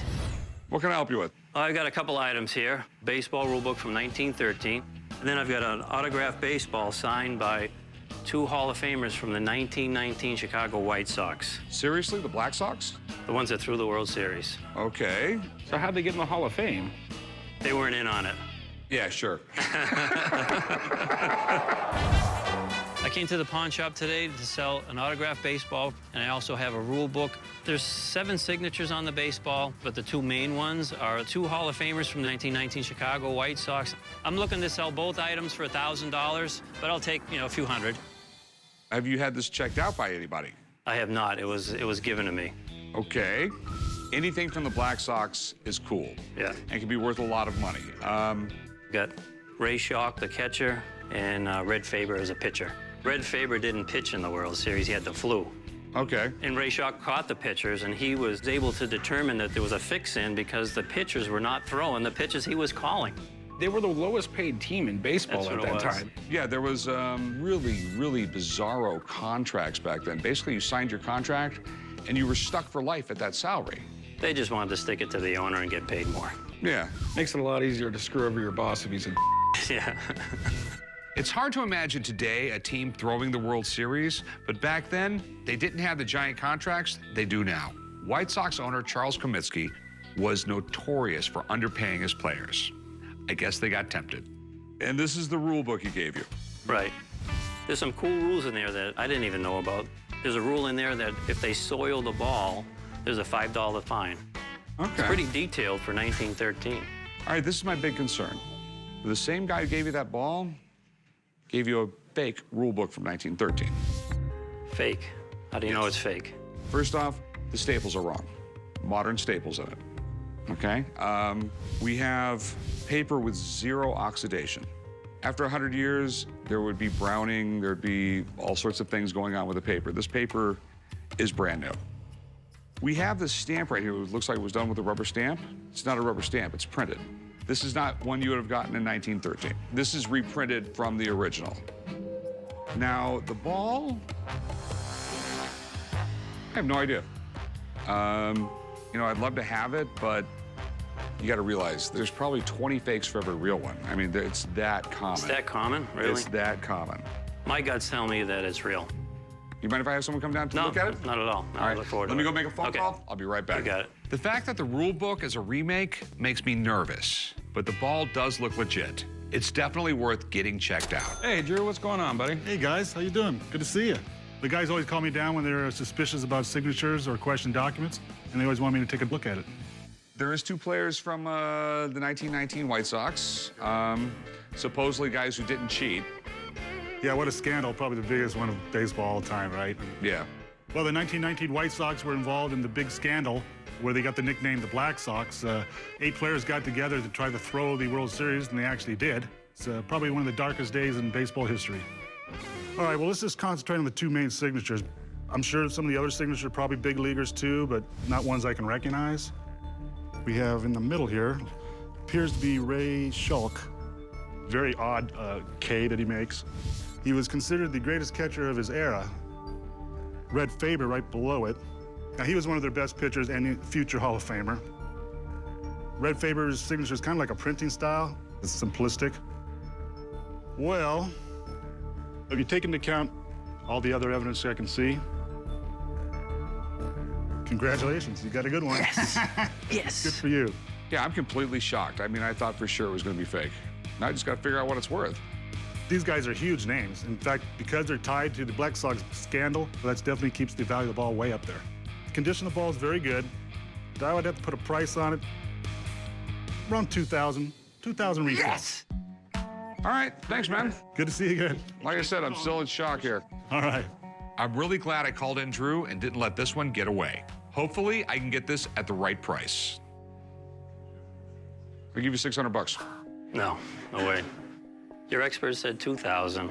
I know you need to make money. I know that. Okay. So, 1,900. I'm gonna price it 2,000, and someone's gonna beat me up to 1,400. I'll go like $800 on it. All right. 1,500. I'll go $800. I'm not going to do 800. I'll go 1,400. That's it. I can't go. No. It's a baseball, and the ones I've had here lately, they've been sitting. Will you come up to 1,000? I'll go $900. And remember, the risk is all on me. All right, 900. It's a All deal. right, that's a deal. You want to write them up, son? I really would have loved to have 1,000, but the 900 I thought was very fair. I know gambling is really bad for the sport, but in my case, it paid off. What do we got?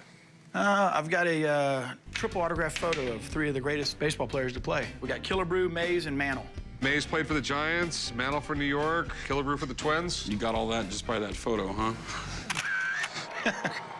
I came down to the pawn shop today to see if I could sell my Mickey Mantle, Willie Mays, and Herman Killebrew photo, signed by all 3 of them. To get a little extra money to go out tonight and hit the strip, I'm looking to get $500 for my photo. Feel like I'm a pretty good negotiator. I think I can get this done. So where did you get this thing? I'm a collector, and I picked this up from a gentleman who needed some money back in the day. I mean, they're definitely 3 of the greatest players in baseball. This is the picture to have. These are all big guys. Willie Mays started when there was very few black players in the major leagues. Mickey Mantle, I mean, God, he went to 7 World Series. Sure. I mean, at one point, Killebrew was like second to Babe Ruth in career home runs. Baseball has been popular since the 1800s, but it's the star players that made it as popular as it is today. Guys like Willie Mays, Harmon Killebrew, Mickey Mantle, they had a huge impact on the game. Where was the picture taken? To me, it looks like it was from an All-Star game. Yeah, but it definitely wasn't signed at an All-Star game. No, absolutely not. It was TriStar witnessed, signed. They won't put their hologram on it if they didn't witness the autograph being signed. Quite frankly, I don't think anyone's gonna fake a Mickey Mantle, a Mays, or a Killebrew. They're not super expensive autographs because the guys had very long baseball careers and very long signing careers. Baseball memorabilia is so popular, if you're a really good player, you could have almost a whole second career signing autographs. During the 1980s, Mickey Mantle could get like $5 grand an hour signing balls at a convention. So what did you want to do with it? I'd like to sell it. Okay, and how much did you want for it? Well, I'd like to get it $500. I think that's more than fair. You know, I'll give you $200 for it. I mean, it's a tough sell. You're not gonna be able to get these guys anywhere. The key is catching them on a 3. How about $375? How about $250? Can you budget to $300? Let's split it.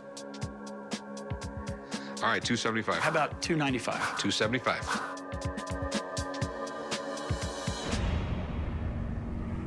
All right, you got a deal. All right, so where are we at? $275. Go right above. All right, let's go do some paperwork. $285. $275. Tried to do my best. I got less than I wanted, but I'm all right with it. What do you got? They are a set of 1933 baseball cards. Nice. Look, it's Guy Bush. You remember him? No, but he has a cool name. I'm Guy Bush. Like a private eye. Baseball was very important to my grandfather. It was basically God country in baseball. I don't know whether or not my grandfather got these cards actually signed, but I know that he collected them throughout the years. I have no idea how much these cards are worth. Hopefully it's going to be $5 million. I have no idea. Do you remember any of the big names in here? Some of the names I know. You got Bill Herman, who pretty much was 10-time All-Star. Ted Lyons, one of the most consistent players. And then Travis Jackson. I don't think he ever made a mistake the entire time he played. All right. They all look like they're from 1933. Real kind of interesting time in baseball. I mean, it was right during the Depression, and it was a little bit dirtier back then, I'd say. Guys used to sharpen their cleats. If the pitcher didn't like it, he would just beam you in the head with a baseball back then. It probably cost a day's pay to bring your family to a baseball game, but baseball was still front and center as far as professional sports were concerned. One way to keep people interested was marketing, and that's where baseball cards came in. And they're all autographed? Yes, every single one of them. Okay. So I see you were smart about it and sent them all off to be graded. I did. Let's see what we have here. We got Sam Bird there, New York Yankees. One of the best golfers in professional baseball. Big Travis C. Jackson. This one, the back's too messed up to read, but back then, it wasn't chewing gum, so it was marketed to kids, and no one really thought they'd be worth anything. And Mom would go in the room and throw all the crap away, which was the baseball cards, which is why cards from these eras are the ones that are worth so much money. How much are you looking to get out of them? Unless there's a hidden one in here worth $1 million or so, I'd say I'd want to look at getting about $100 a piece for each card. Okay. How many do you have total? 23. 23. Okay. I completely suck at pricing these things out. And I've had some bad luck in the past. Let me have a friend of mine come down and take a look at them because he's going to be 1,000 times better than me. Sure. I'll be right back. Okay. Hopefully, this guy that comes in to look at them is going to change that luck, and I'm going to end up making a fortune off these. So you got some cards for me? Yeah, man. I am the worst person ever when it comes to old baseball cards, so. Are these all from the same set, 1933 Audi? All from the same one. How many do we have total? 23. Outstanding. Told you. I mean, hands down, this set is one of the best releases ever. It's one of what we call the big three, the most collected sets of all time in the hobby. I mean, just the artwork, the portraits, just everything about them, it was very well received with the collectors. Cards like these are why I got into this business. You know, 1930s, back when baseball was pure, you know, these are some of the best players the game's ever seen. You know, there's some names in there that sound familiar, but no one I recognize. Okay. Well, let me see what we have here. Well, right here on top, Sam Bird, what I can tell you about him, he's More known as a golfer than an actual baseball player, but what's really cool, he has the distinction of being the only guy ever to win a World Series and a Masters tournament. Really? Wait, what? Yeah. Oh, here we go. Ted Lyons, Hall of Fame White Sox pitcher, probably the best pitcher the White Sox organization has ever had. This is a great collection here. I mean, you got some Hall of Famers, some other notables. You know, I know the autographs are authentic because it says that on there, but they don't grade them. What do you think about the condition? Let me take a look, man. That's a good thing these aren't graded. These are corners, creasing, writing on the backs. So, what do you think they're worth? Your money cards are your 3 Hall of Famers. Travis Jackson, Lyons, and Herman combined, you're looking at about $500 for those 3. Okay. Okay, it's a good start. The rest of them together, you're looking $50, $80 a piece. So how much are we looking at for the whole set? For the whole lot here, 23 cards, $1,500. Well, I appreciate it. You got it, man. Later, See you Joe. later, man. Not exactly what you were hoping for. It's not 1,500. It's a good start, though. I'm gonna offer you like $400, man. That's completely awful. I know it's got to be worth a lot more than $400 coming into this. It is, but even your best 3 cards there, you got to be a pretty big baseball card collector to even know who those guys are. Let's at least get around $1,000. About 500. I don't need them that bad. I understand that, and I'm sure I can take them somewhere else. You know what? I'll give you 500 for the 3 known guys. I just don't think it's worth that. I think I'm just going to keep them and take them somewhere else. All right, man. Well, take it easy. Okay. Well, $600, man.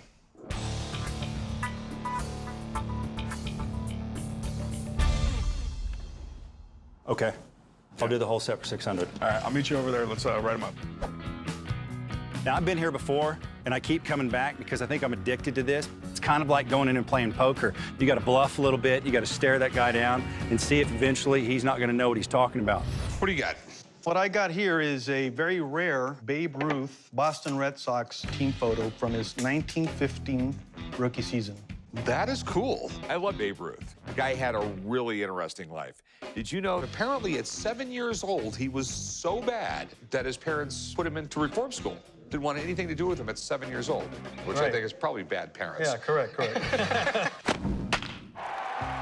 I bought the photo at an auction about 7 years ago. There are only about 5 or 6 in existence of this type 1 variation.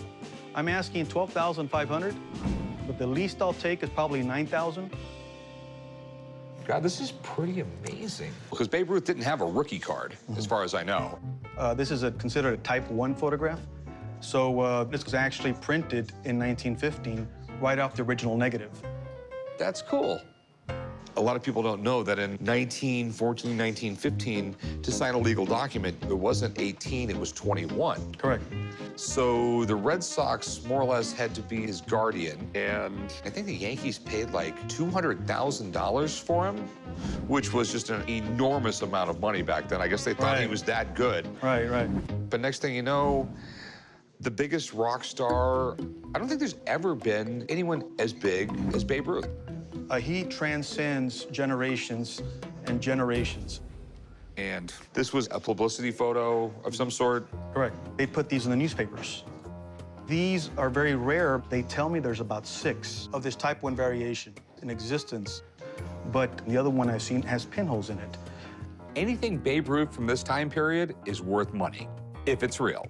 Over the years, there's been a lot of fake Babe Ruth stuff that's tried to sneak onto my shelves. I have to be extremely careful here. And what are you looking to do? Are you looking to sell it? I need to sell it. I'm asking a very reasonable $12,500. Okay. I see you had it authenticated? Yes, a professional sports authenticator. Okay. Why in the world did you open it up? The side is open, which means you can pull the photograph out and replace it with something else. It came straight from the auction house in this sleeve. I said, I don't want it in case because I might want to frame it. Okay. You mind if I have a friend look at it? Have at it. Okay, hang out. I'll be back in a few minutes. You got it. He can call an expert, but I verify my information. I pretty much know all there is to know, but yeah, he can go ahead and call whoever he wants. Man, 1915 Boston Red Sox? Mm-hmm. 20-year-old Babe Ruth. That's right. That is really cool. I mean, who could have possibly imagined what history had in store for this guy? With baseball being in its infancy and Babe Ruth came into the sport, you know, there's only very few media outlets covering it, so having anything related to Babe Ruth surviving 100 years later is an amazing find. So, I mean, one of the biggest urban legends in baseball is, you know, how did Babe Ruth get the name The Babe? The story goes back to his days when he was in the minor leagues with the Baltimore Orioles. A guy by the name of Jack Dunn kind of took him under his wing since he was underage at the time and really took care of him. So his other teammates kind of busted his balls a little bit about it. You know, oh, he's Jack's newest babe and everything. And it kind of stuck after that. Cool. Here's my concerns.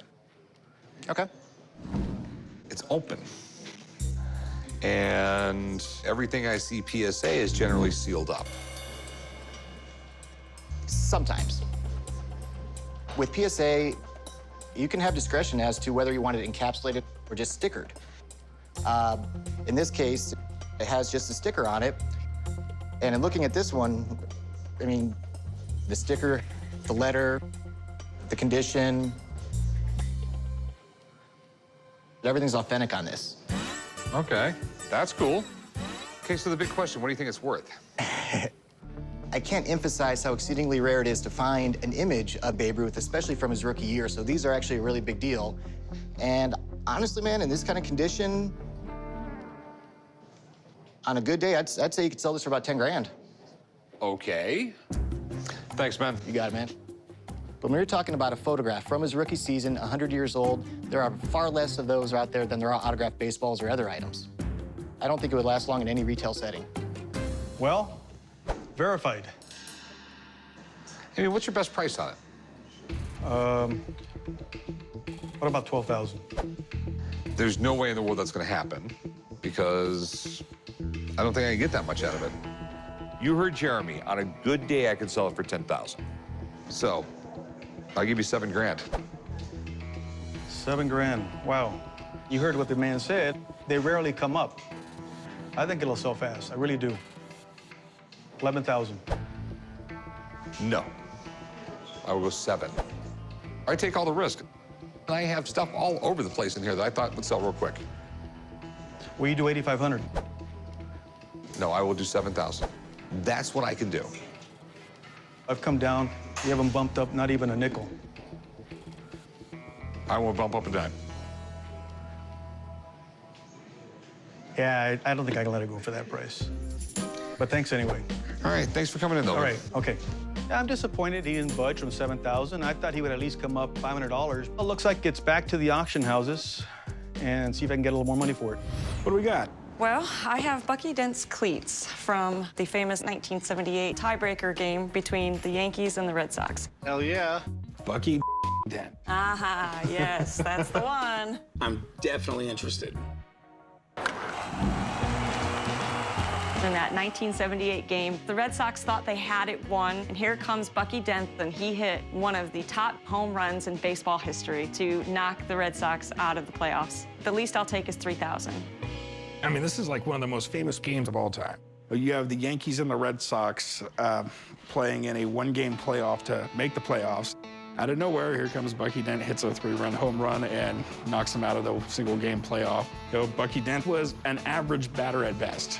He hit 40 home runs in his entire 12-year career. That's it. Yeah, I mean, This is the only one I remember. That's exactly it. So show me the cleats. Well, they still have dirt caked into them from Fenway Park. Also, it's got his number on there, 20. How'd you get these? Well, my husband's uncle was able to obtain these cleats from a charity auction that year, and part of the auction item is the picture. He wrote, "Good luck in my home run shoes." Did they give him any other kind of paperwork? You know, they don't have any records of the auction. Sports memorabilia is great, but stuff related to major moments in sports history are pretty much priceless. If these are legit, they're a big deal. Any idea what you're looking to get out of them? Yeah, I'm thinking 6,000. You know, here's my concerns. I wish you had a little bit more than what I'm looking at here.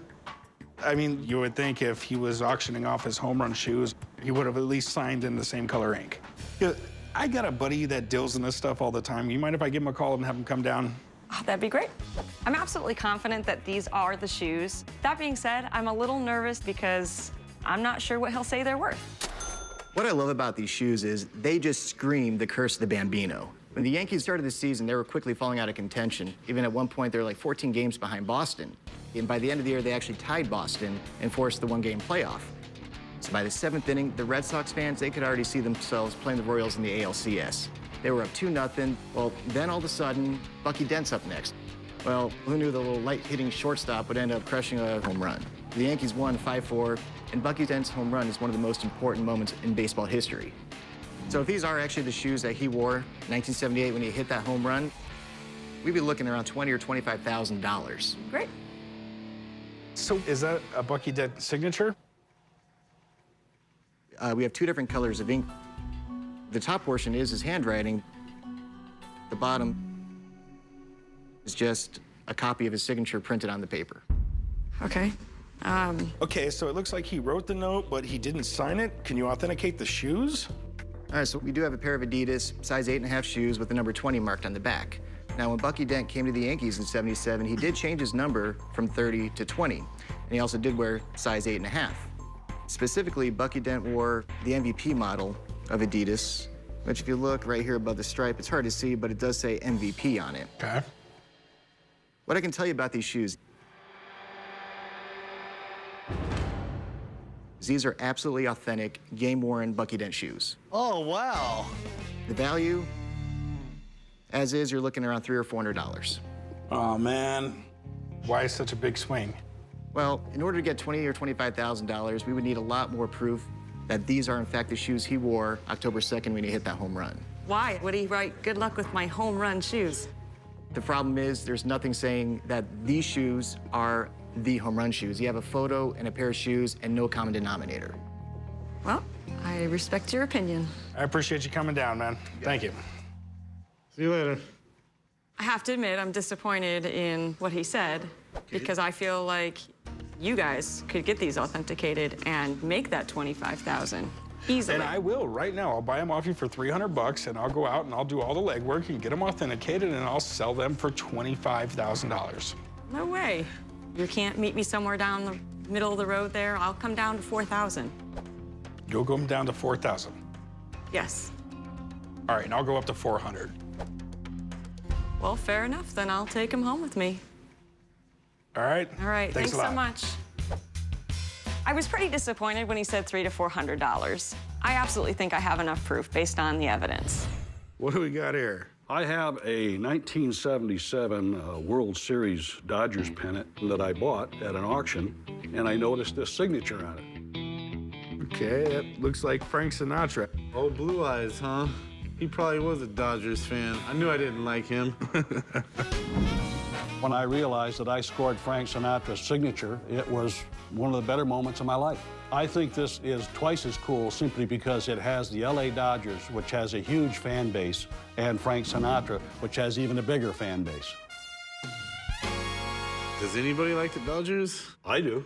Oh, it must suck for you, because I'm a San Francisco Giants fan. Why would Frank Sinatra sign the pennant? Any idea? The little research that I did shows that Sinatra attended all 3 games in October 1977.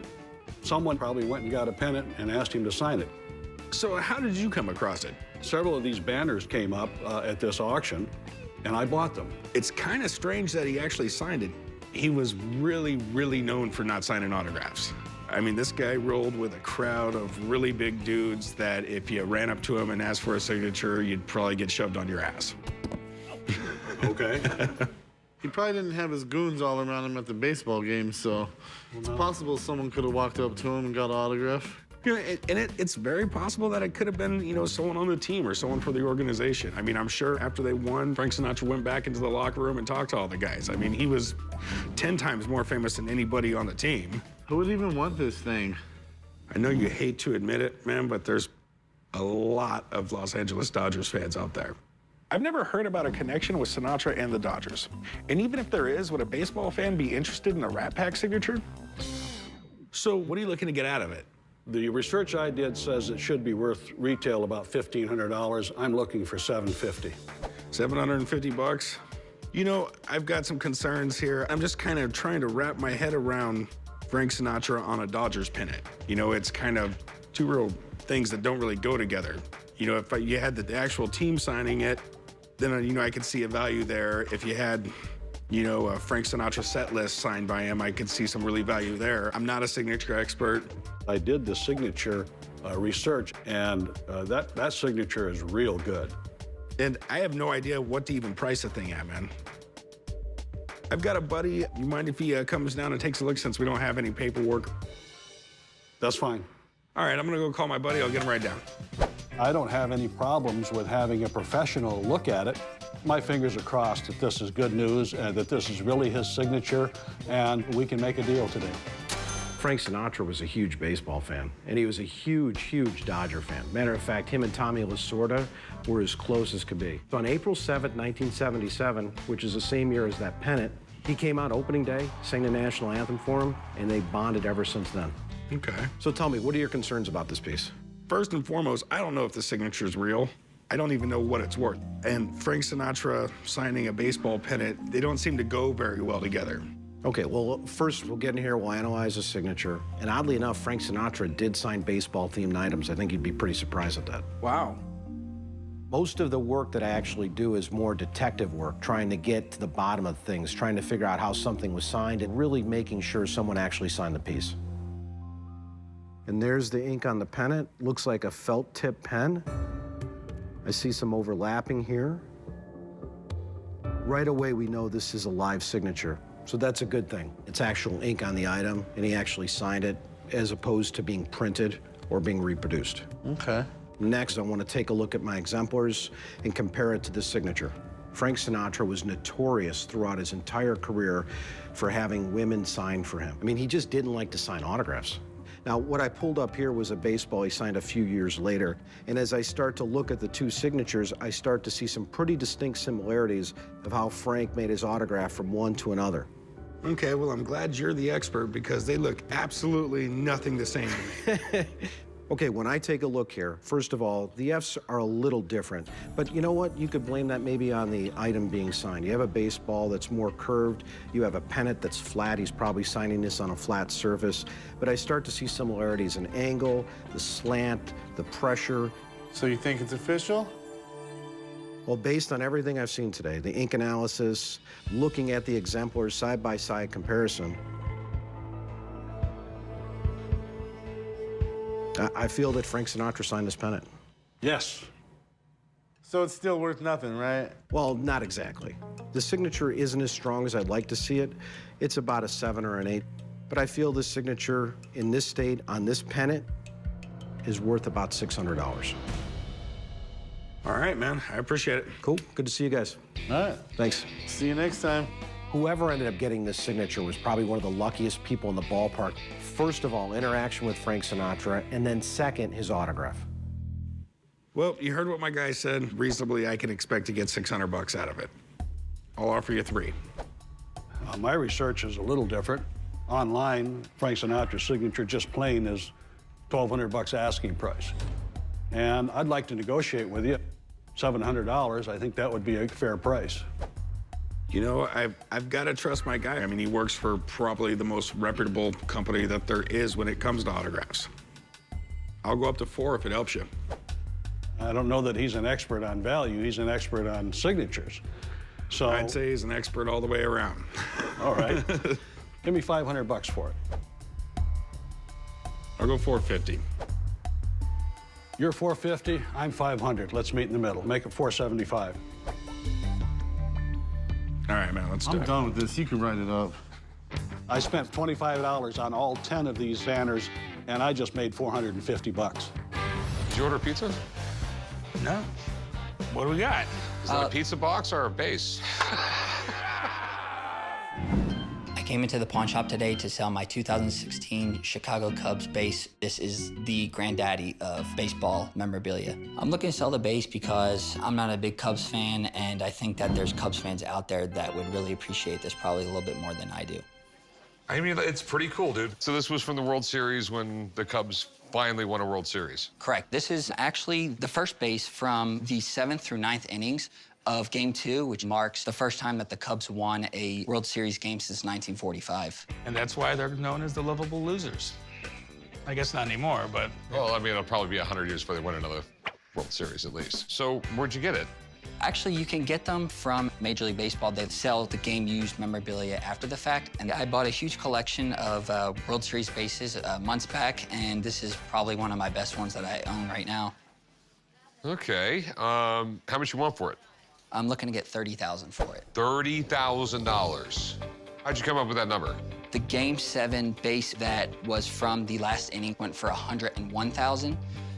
There was another one also from Game 2 that went for $16,000, but this base is from inning 7 through 9. This is the base that you want. The other one was more 3rd to 4th inning, so that's why I think that the value of this is unprecedented. It was a big World Series, I'll give you that. But I have no idea what this thing is worth. Quite honestly, it sounds a little high, but I have a guy who deals in this stuff all the time. Let me give him a call. Let me see what he thinks. Who knows? Maybe there's money here. I'll be right back. All right, sounds good. I hope that the person that they bring in can take a look at my base and see the value here and that it is a one-of-a-kind item. What do you got here? It's World Series, first base, Game 2, last inning, right? Yep. This base is from a great game. The Cubs did win 5-1, which obviously helps the value of it. So in order to make sure that this is authentic, you want to get to the back and check out the hologram right here. That's an MLB hologram, and you can pull that up on the website. And it is marked by MLB as first base Game 2, set 4. So those are definitely indicators to make sure that it's going to be authentic. It's a really cool base. All right, so this was like the first game they won in the World Series in like 100 years. I mean, it's got to add something to it. But in the end, what do you think it's worth? Here's the thing, they swap them out every 2 innings. Yeah. So you're looking at 20 bases that you could have access to in buying on Major League Baseball's website from Game 2. And things are pretty much only as hot as at the time. But one thing that this base has going for it that I haven't seen a lot of is that it's got a lot of great game use and all this dirt stuck to it. So as far as value, I think retail-wise in a strong market, it's worth about $15,000. All right. Thanks, man. I appreciate it. You got it. Appreciate it, man. You got it. Take care. Nice to Thank meet you so much. Have a good one. This being a base from a Cubs World Series win is really impressive. If Rick's able to get this for a good deal, I think he should definitely buy it. It's something that Cubs fans would die to have. You're asking how much? $30,000. A lot less than the $7,000 I'd give you.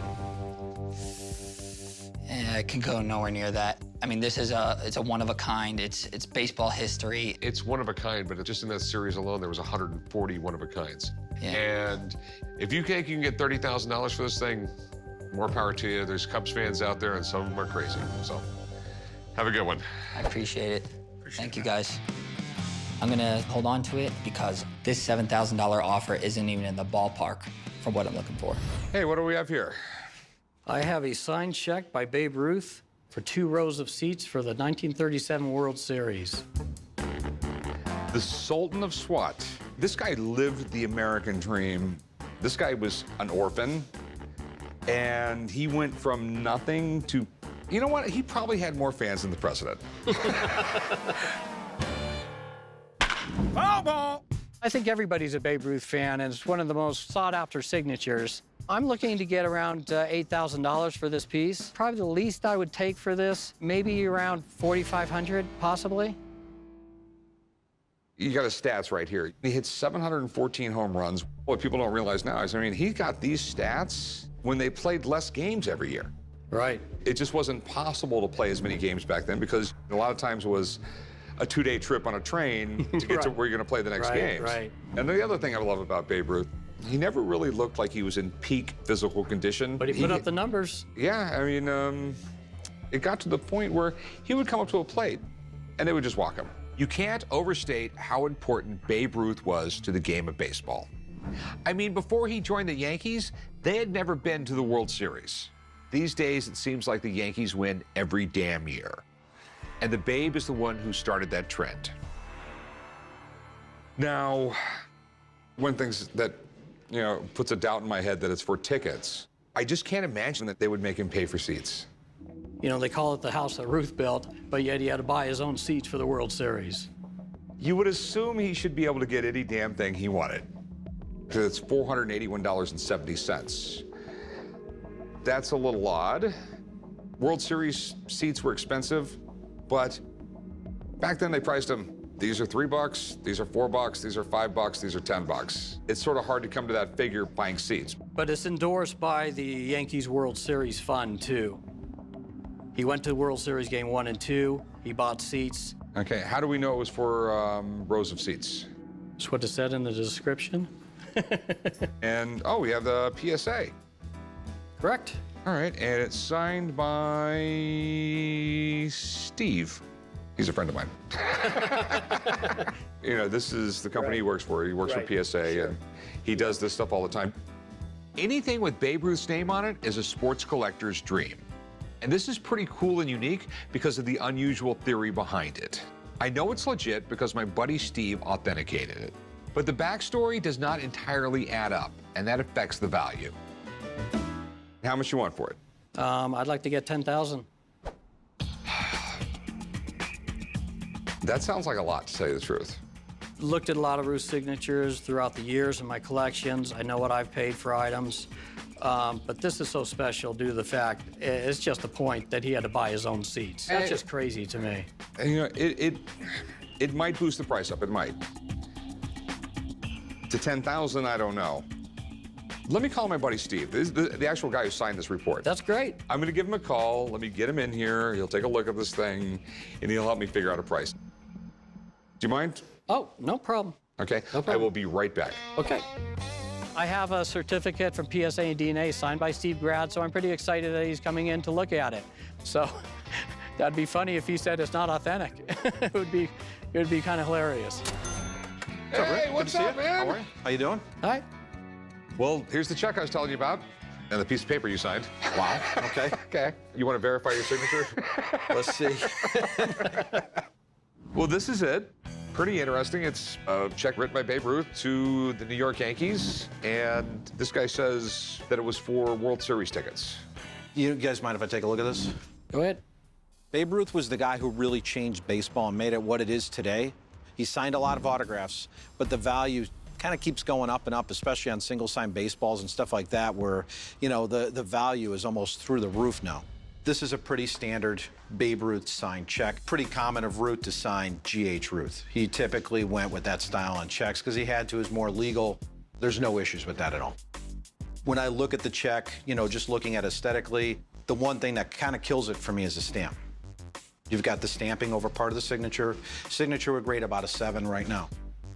You want a signature to grade a 10. All right, so the big question is, how do we know it was for rows of seats? You don't know for sure. And do you want to take a leap of faith? It's up to you. That's not up to me. No, it's, you know me, it's all about facts and money. He wants $10,000 for it. And I just think that's a really big number for something like this. I think that $10,000 mark is pretty high. Does it add anything that it was to the New York Yankees? Doesn't that tell you something that it was for the World Series? There's still nothing saying it was for tickets. What else could it be? I don't know. I mean, popcorn, hot dogs, you never peanuts? know. Hypothetically, let's say maybe you bought an extra uniform for a kid or for a friend. I don't know. The bottom line is you can't say for certain it's the check for World Series tickets. Given the fact of where the checks are at right now and where I see them sell every day, I'd say you're talking a ballpark value about $4,000. Good luck. Thanks, man. Thanks. Good to see you. All right. Thanks. Nice seeing you. All right. Take care. $10,000 is pretty steep just for a Babe Ruth check. I sure hope he's not upset about it. And I also think the guy needs to get a haircut. So do you still want 10 grand? Well, I was asking a lot. What he said did make sense. How much do you want for it? I'd like to go 7. Just not going to happen. I mean, there's no way I would buy it 5. off you. There's no way I'm going to buy it off you for 5 and sell it for well, you tell 35 or 4. I mean, I'll give you $2,500 for it. Ouch. No, I don't want to go 25. I'll go 25. I mean, that's the most realistic price I can give you. 27? No. Ow. $2,500 is a fair price. All right. Okay. All Fine. Right. Okay. I'm good. All right. I'll meet you right up front. Okay. I sure thought he was going to negotiate. I was really surprised that he didn't move it all on that figure. 2,500. You robbed me. Didn't rob you. All right, have a good one, man. That really shocked me. I really wasn't thinking logically. If I could go back and do it, I would have probably said no. I would have said no. Hey, how's it going? Good, how you doing? All right. I got something here that you've probably never seen before. 1977, Game 6, World Series, Yankees-Dodgers. Reggie Jackson hit the 3 home runs. Was at the game. This is the bleacher seat, the right field bleacher seat. A seat. A seat. I decided to come to the pawn shop today to sell my 1977 Yankee Stadium original bleacher seat. It's an historic game. Reggie Jackson hit 3 home runs on 3 first pitches. $1,000 is about the minimum I would take for it. In the top of the 9th, all of a sudden, we're standing up and somebody was pulling the seats out. And I'm like, whoa, what are you doing? What are you doing? He goes, this your seat? I said, yeah, what are you doing? He said, here you go. After the game, I jumped on the field. That's me getting hit by Reggie Jackson after he hit the 3 home runs. Got the seat, put it away for 33 years, and here we are. So what was it like getting hit by Reggie Jackson? He was a train trying to get off that field. Reggie Jackson is a Hall of Famer who's got 5 World Series rings. He was so good in the postseason, he earned the title Mr. October. In '77, they tore out all the bleacher seats at the end of the season. They did? Yes. Okay. That's probably why the one guy was tearing it out and no one was saying anything. You could buy an entire row of Yankee seats and put them in your house if you want to. There are thousands and thousands out there. Really? There's a lot of sports memorabilia out there that has a lot of sentimental value, but just isn't worth that much. Since this isn't signed or tied to a specific player, it's just a seat. So what do you want to do with this? I wanted to sell it. Okay. Make me an offer I can't refuse. I'd give you like $75 for it. I can refuse it. Gotta be worth a little bit, you know. I mean, how much did you want to get out of it? I wanted to get $1,000 out. It's not going to happen. You know, I can go online, I can buy them a lot cheaper than that. Could you really? Okay. Yeah. The problem, it seems, boss, is that you got way too much sentimental value tied up in this. Okay. And there's not enough hard value there. I know you were there when all that happened. It doesn't make the seat worth more. Well, thanks for bringing it in. Thank you. Thanks, buddy. Thank you. What I'll probably do with the seat is give it to a good friend of mine. He has a sports bar and restaurant. I'll let him hang the seat there, and people can check it out. Hey, what can I help you with? I have Cleveland Indians 1948 World Series pennants. Indians never won a World Series, did they? Yes, they did. 1948 was the last. And they also won one in 1920. But it's been 62 years now, and they're still trying. Probably be another 62 years, you know.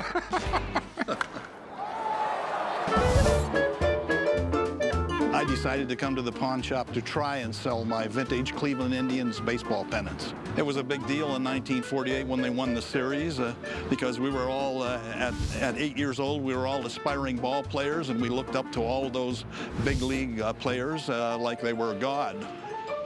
I got those when I was 8 years old. My dad went to the series game and brought those back for a souvenir. I've had them all that time. Okay. They're in great shape. Yes, they're in good shape.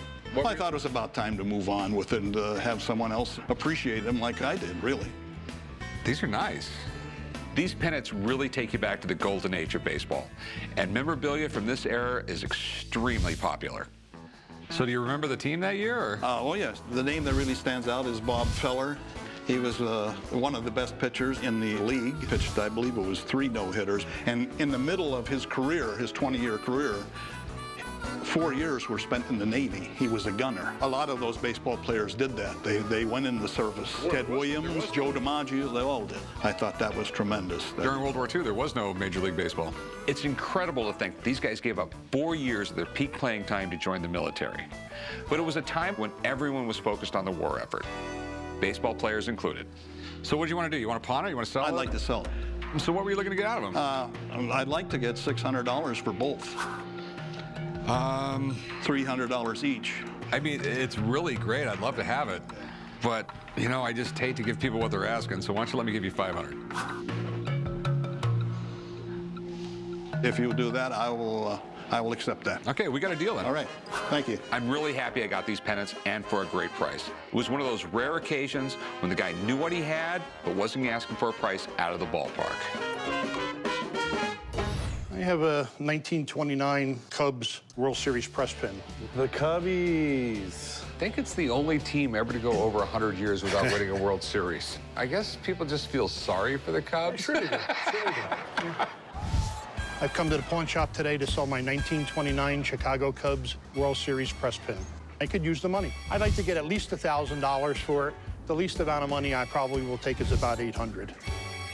Where in the world did you get this? My mom passed a few years ago, and we found out in her jewelry box. You needed one of these things to get in the press box for the World Series. They gave these out instead of credentials. And the reason they probably did that, a lot harder to fake. Sure. You put it right through your lapel on your jacket. That's when everyone wore a jacket. Being a sports reporter in the 1920s was a pretty cool job to have. Baseball was more popular than ever, thanks to guys like Babe Ruth and Ty Cobb. So having a pin like this would make you a big deal. The amazing thing is it's in really good condition. There's not one chip in the enamel that I can see. It's a good thing it's from the Cubs, too, because if you get something from the Yankees, they're always going to the World Series. It's not quite as big a deal. It really does mark the end of an era. We're talking October 1929.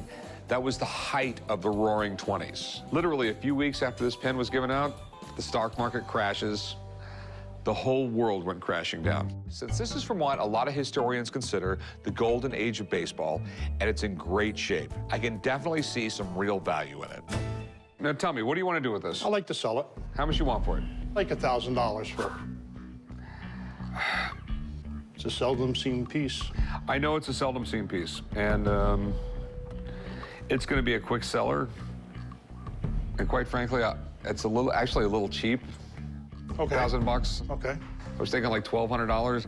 I always want to maximize my profit on anything I buy, but I also believe it's really important to be fair. So when I see a customer with a rare, expensive item and making a big mistake, I flag it when I can.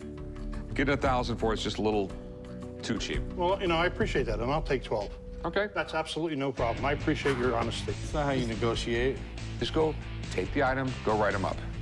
Well, when he offered me $1,200, I was a little surprised. I would have been happy with $1,000, but he just wanted to be fair with me, and I appreciate that. Hey, how's it going? I'm here to tell you a Bible today.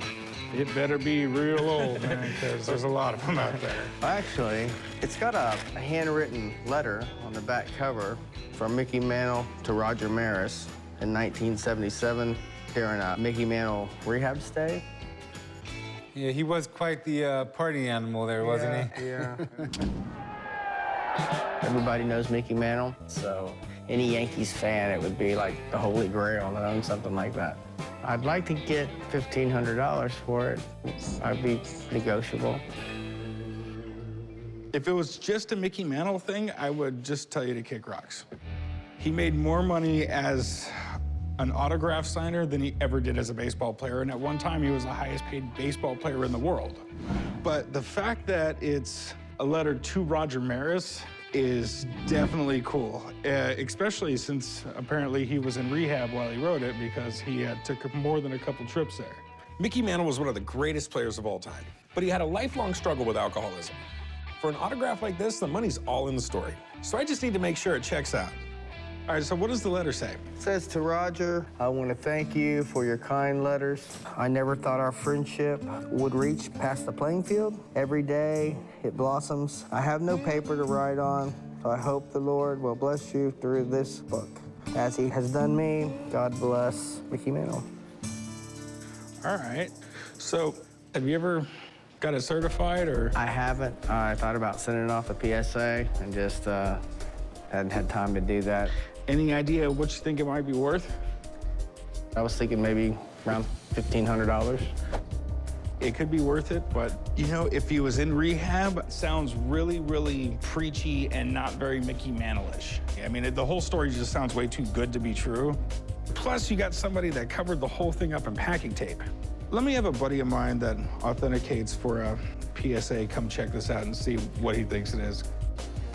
Okay, great. You want to give Steve a call? Yeah. I'm glad they're going to bring somebody in. We're hoping that it's authenticated and real and worth a lot of money, and we can do some good things with the money. What's happening?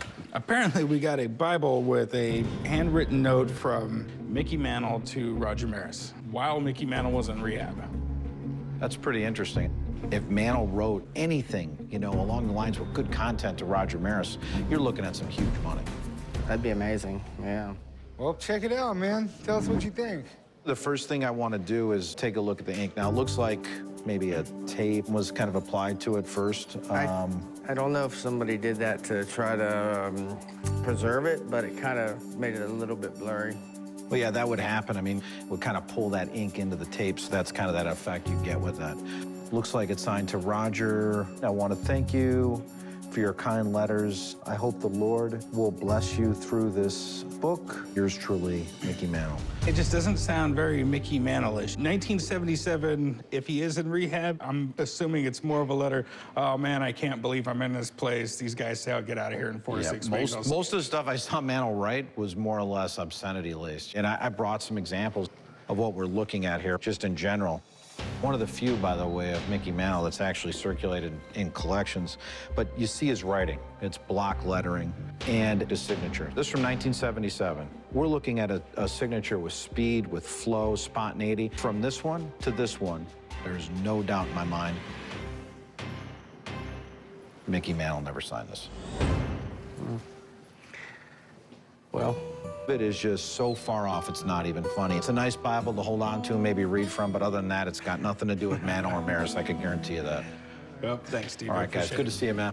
I think there's no question that when someone did this, they were just looking to make a buck. All they want to do is make money and profit off you. Well, man, if something's too good to be true, it probably is. Thanks for coming down. Well, I was very disappointed, but I'm a treasure hunter, and I'm not going to be discouraged by this one setback. I'll be back out next weekend trying to find the Holy Grail. Can I help you? Hi. Yeah, I was wondering if you'd take a look at this collection of mine. Okay. They're American League Baseball field passes from 1925 to, I believe, the 30s and 40s. 1925. You don't look that old. I decided to go into the pawn shop today to try and sell a collection of American League field passes. I think these field passes are very special. There's nothing like them anywhere, especially as a set. So where'd you get these? These were passed down through my family from my great-great-aunt. She was a big baseball fan, and she met a sports writer from the Chicago Tribune on a train ride, and for 20 years after, he sent her these passes. Okay, was there a little romantic thing going on there, or? I don't know. That story got... That story got lost? Yeah. Back then, all the big newspapers had a team of sports writers, but they couldn't watch it on TV and report about it. They traveled on the train to all the different games, and they reported on them right there. There was only 4 games going on at any time anyway, because there was only 8 teams. The American League was founded in 1901, and there was a lot of leagues competing to stay afloat at the time. The largest and most successful was the National League. And the National League tried to shut down the upstart American League. But the American League held on, and 2 years later, we had our first World Series. A few years ago, my mom took these to Cooperstown with the intent to donate them to the Baseball Hall of Fame. The curator at the time took a look. He said he couldn't in good conscience take them because they could be worth a lot of money. In addition to being old, these are extremely rare, and she has multiple sets spanning multiple decades. Most sports writers just threw these out at the end of a season. I really want these, but it only makes sense if I can get them for the right price. So did you want to pawn them or sell them? I was looking to sell them. How much did you want for them? $2,000. No. Things like this, people are expecting to be worth a fortune, you know, and it's... A small fortune. I know, but I've seen auctions like this where these all sold for between $15 and $150. Also, the ones I saw were from like 1903, 1912, a little older than these. Well, I mean, there should be some value to the collection as a whole. I would offer you like 40 bucks a piece. It's 40 times 25 is $1,000 bucks. 1,500. No. There's got to be some in there that are worth more. There are some in there worth more, and there's some worth less. So let's average it then. We are $1,000. I gave you my best shot. Well, I guess I'm going to have to take them back to Cooperstown. You know, it's one of those weird things where I might get lucky with them, I might not. I can't. Okay, well, thanks for coming in. I appreciate you showing it to me. I really like them. Well, I'm a little disappointed. He only offered $40 for each pass. I just couldn't let him go for that. It would be getting ripped off. I just couldn't do it. Hey, what do we got here? I got a couple of souvenir World Series mini bats. Super cool. No, it's the World Series. I mean, it's a big deal. 1939 World Series, that was the Yankees versus the Reds. And the Reds won 0 games. The first, like, 18 World Series, there wasn't radio. Right. There'd be crowds outside the Western Union office so they could keep on getting reports of how the game was going. Like, even newspapers knew that they're gonna have to print way more newspapers the next day after World Series because there's gonna be so many people reading about them. And arguably, I mean, baseball was even bigger back then than it is today. And souvenirs like these bats were used as an incentive to get fans to come out and see a game. I mean, even when I was a kid, you go to a game, you get mini bats. There'd be hat night. There'd be all these different things.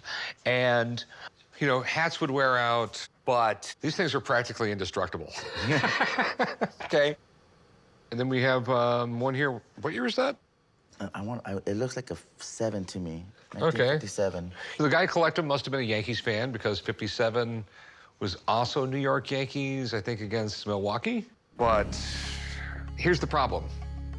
Mini bats, they were maybe 4 or 5 cents to make. You'd go to a baseball game, say it's the World Series, there's 40,000 people in the stands, they get about 40,000 of these. Over the years, my experience is they're cool, you can hang them on the wall, do something with them, but I'm just telling you, they don't sell and I don't want them. Alrighty, well, thank you very much. Have a good one. Thank you. Definitely a swing and a miss. Hey, how can I help you? I have a 1962 American League All-Star Team signed baseball. Hey, Rick, who's on first? I'm not gonna play that. Okay. Play ball! I love baseball. I grew up with it. I watched a lot of games with my dad growing up. I collect a lot of baseball stuff. I really like the rare one-of-a-kind items. I'd like to sell the ball because my wife and I are going out of town for our 10th anniversary. I'd like to get about $2,000 for the ball, but I'd settle for around $800. So where did you get this? I bought it from the lady whose husband got it originally signed at the game. Back then, they played 2 games. I think this was signed in Chicago. So you don't have any paperwork on it? I don't have any anything like paperwork that? on it. I've collected for a long time, so I'm pretty confident. All right. Do you mind if I take it out? Sure, go ahead. Like a damn Rubik's Cube. Here, you do it. Oh, okay. All right. You gotta be smarter than the case, son. I know. We have... I am not wearing my glasses. You want me to read it to you? No. You're not wearing your glasses either. I don't need them. Yes, you do. You're supposed to wear your glasses. You're supposed to take your old crazy medicine every morning. It's just American League signed it? Yep, No just National American. League? Yep. No Hank Aaron signed or anything like that? No. All right. Okay, we have Yogi Berra and Mickey Mantle. You have Roger Maris on the underside. Here, this is the year after he broke the home run record. He was a 2-time AL MVP. This is the entire roster? All 30, yeah. That's really cool because being an all-star team, they're only together one day a year. That's a really rare, weird thing. So what do you want to do with it? I'd like to sell it. How much you want for it? Well, I know the Maris single sign balls go for about $2,000, so I figure right around there would be a good price range to start at. The problem is, it's so hard to price things when there's only one of them. Do you mind if I have someone come in and take a look at it? No, I'd be glad to have it checked out. Thanks. I'm a little worried about the expert. If this ball turns out to be fake, I'm going to be upset I got taken by a little old lady in Kansas. Looks like you found a baseball. 1962 All-Star Game, American League. Very nice, man. The All-Star Game gives fans a great chance to see the best of the AL face off against the best of the National League. Here, specifically in 1962, these were some amazing games. Over the years, the All-Star Games changed tremendously. Back in '62, they actually had 2 different games a month apart from one another. These days, we have the Home Run Derby attached to it, and also the winner of the All-Star Game decides home field advantage for the World Series. Well, do your magic. All right, man, let's see who we have on this ball. On the bottom, Hall of Famer, Tigers great Al Kaline. Right above him, another Tiger slugger, Rocky Colavito. And then we go over here to the sweet spot. We have Yogi Berra, Mickey Mantle.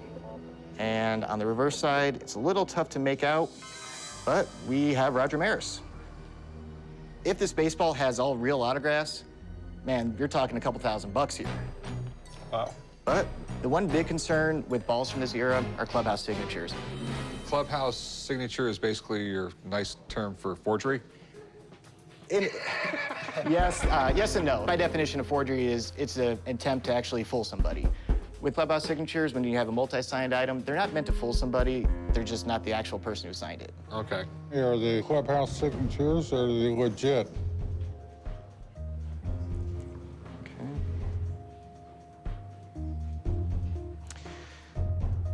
All right, man. Got a little bit of news for you.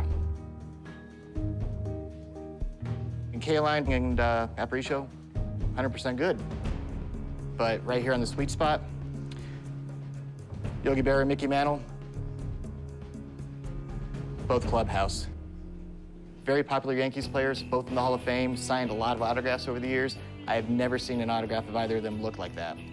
Now, the main one is Roger Maris. Of all the guys on this baseball, he's the one name you want to see. What you want to look at is the R in Roger and the M in Maris. Now, the R in Roger forms an oval up top, it slants to the right. The M in Maris, it starts off as high as the R, snakes down, and then he brings it right back up about halfway. Okay. Good news for you? This Maris is 100% authentic. Great. Bad news, he could not have picked a worse spot to sign it because of the stamping behind it. You're looking at about $600, $800. Okay. Thanks, man. Hey, you got it. Appreciate it. So what do you want for it? He says worth $600 to $800, so how about $650? $650 is not going to happen. The problem is I sell the thing and I say these two signatures right here, Mickey Mantle and Yogi Berra, two of the coolest signatures on there, they're not exactly real. I'll give you $400 for it. In my opinion, as a collector, I think the Maris makes the ball, but how about $550? I'll tell you what, I'll go $450. I won't go a penny more.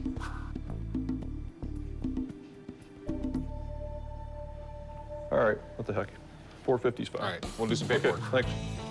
It may have some clubhouse signatures on it, but $450 for a baseball signed by some of the biggest legends of the game, this is a pretty good score.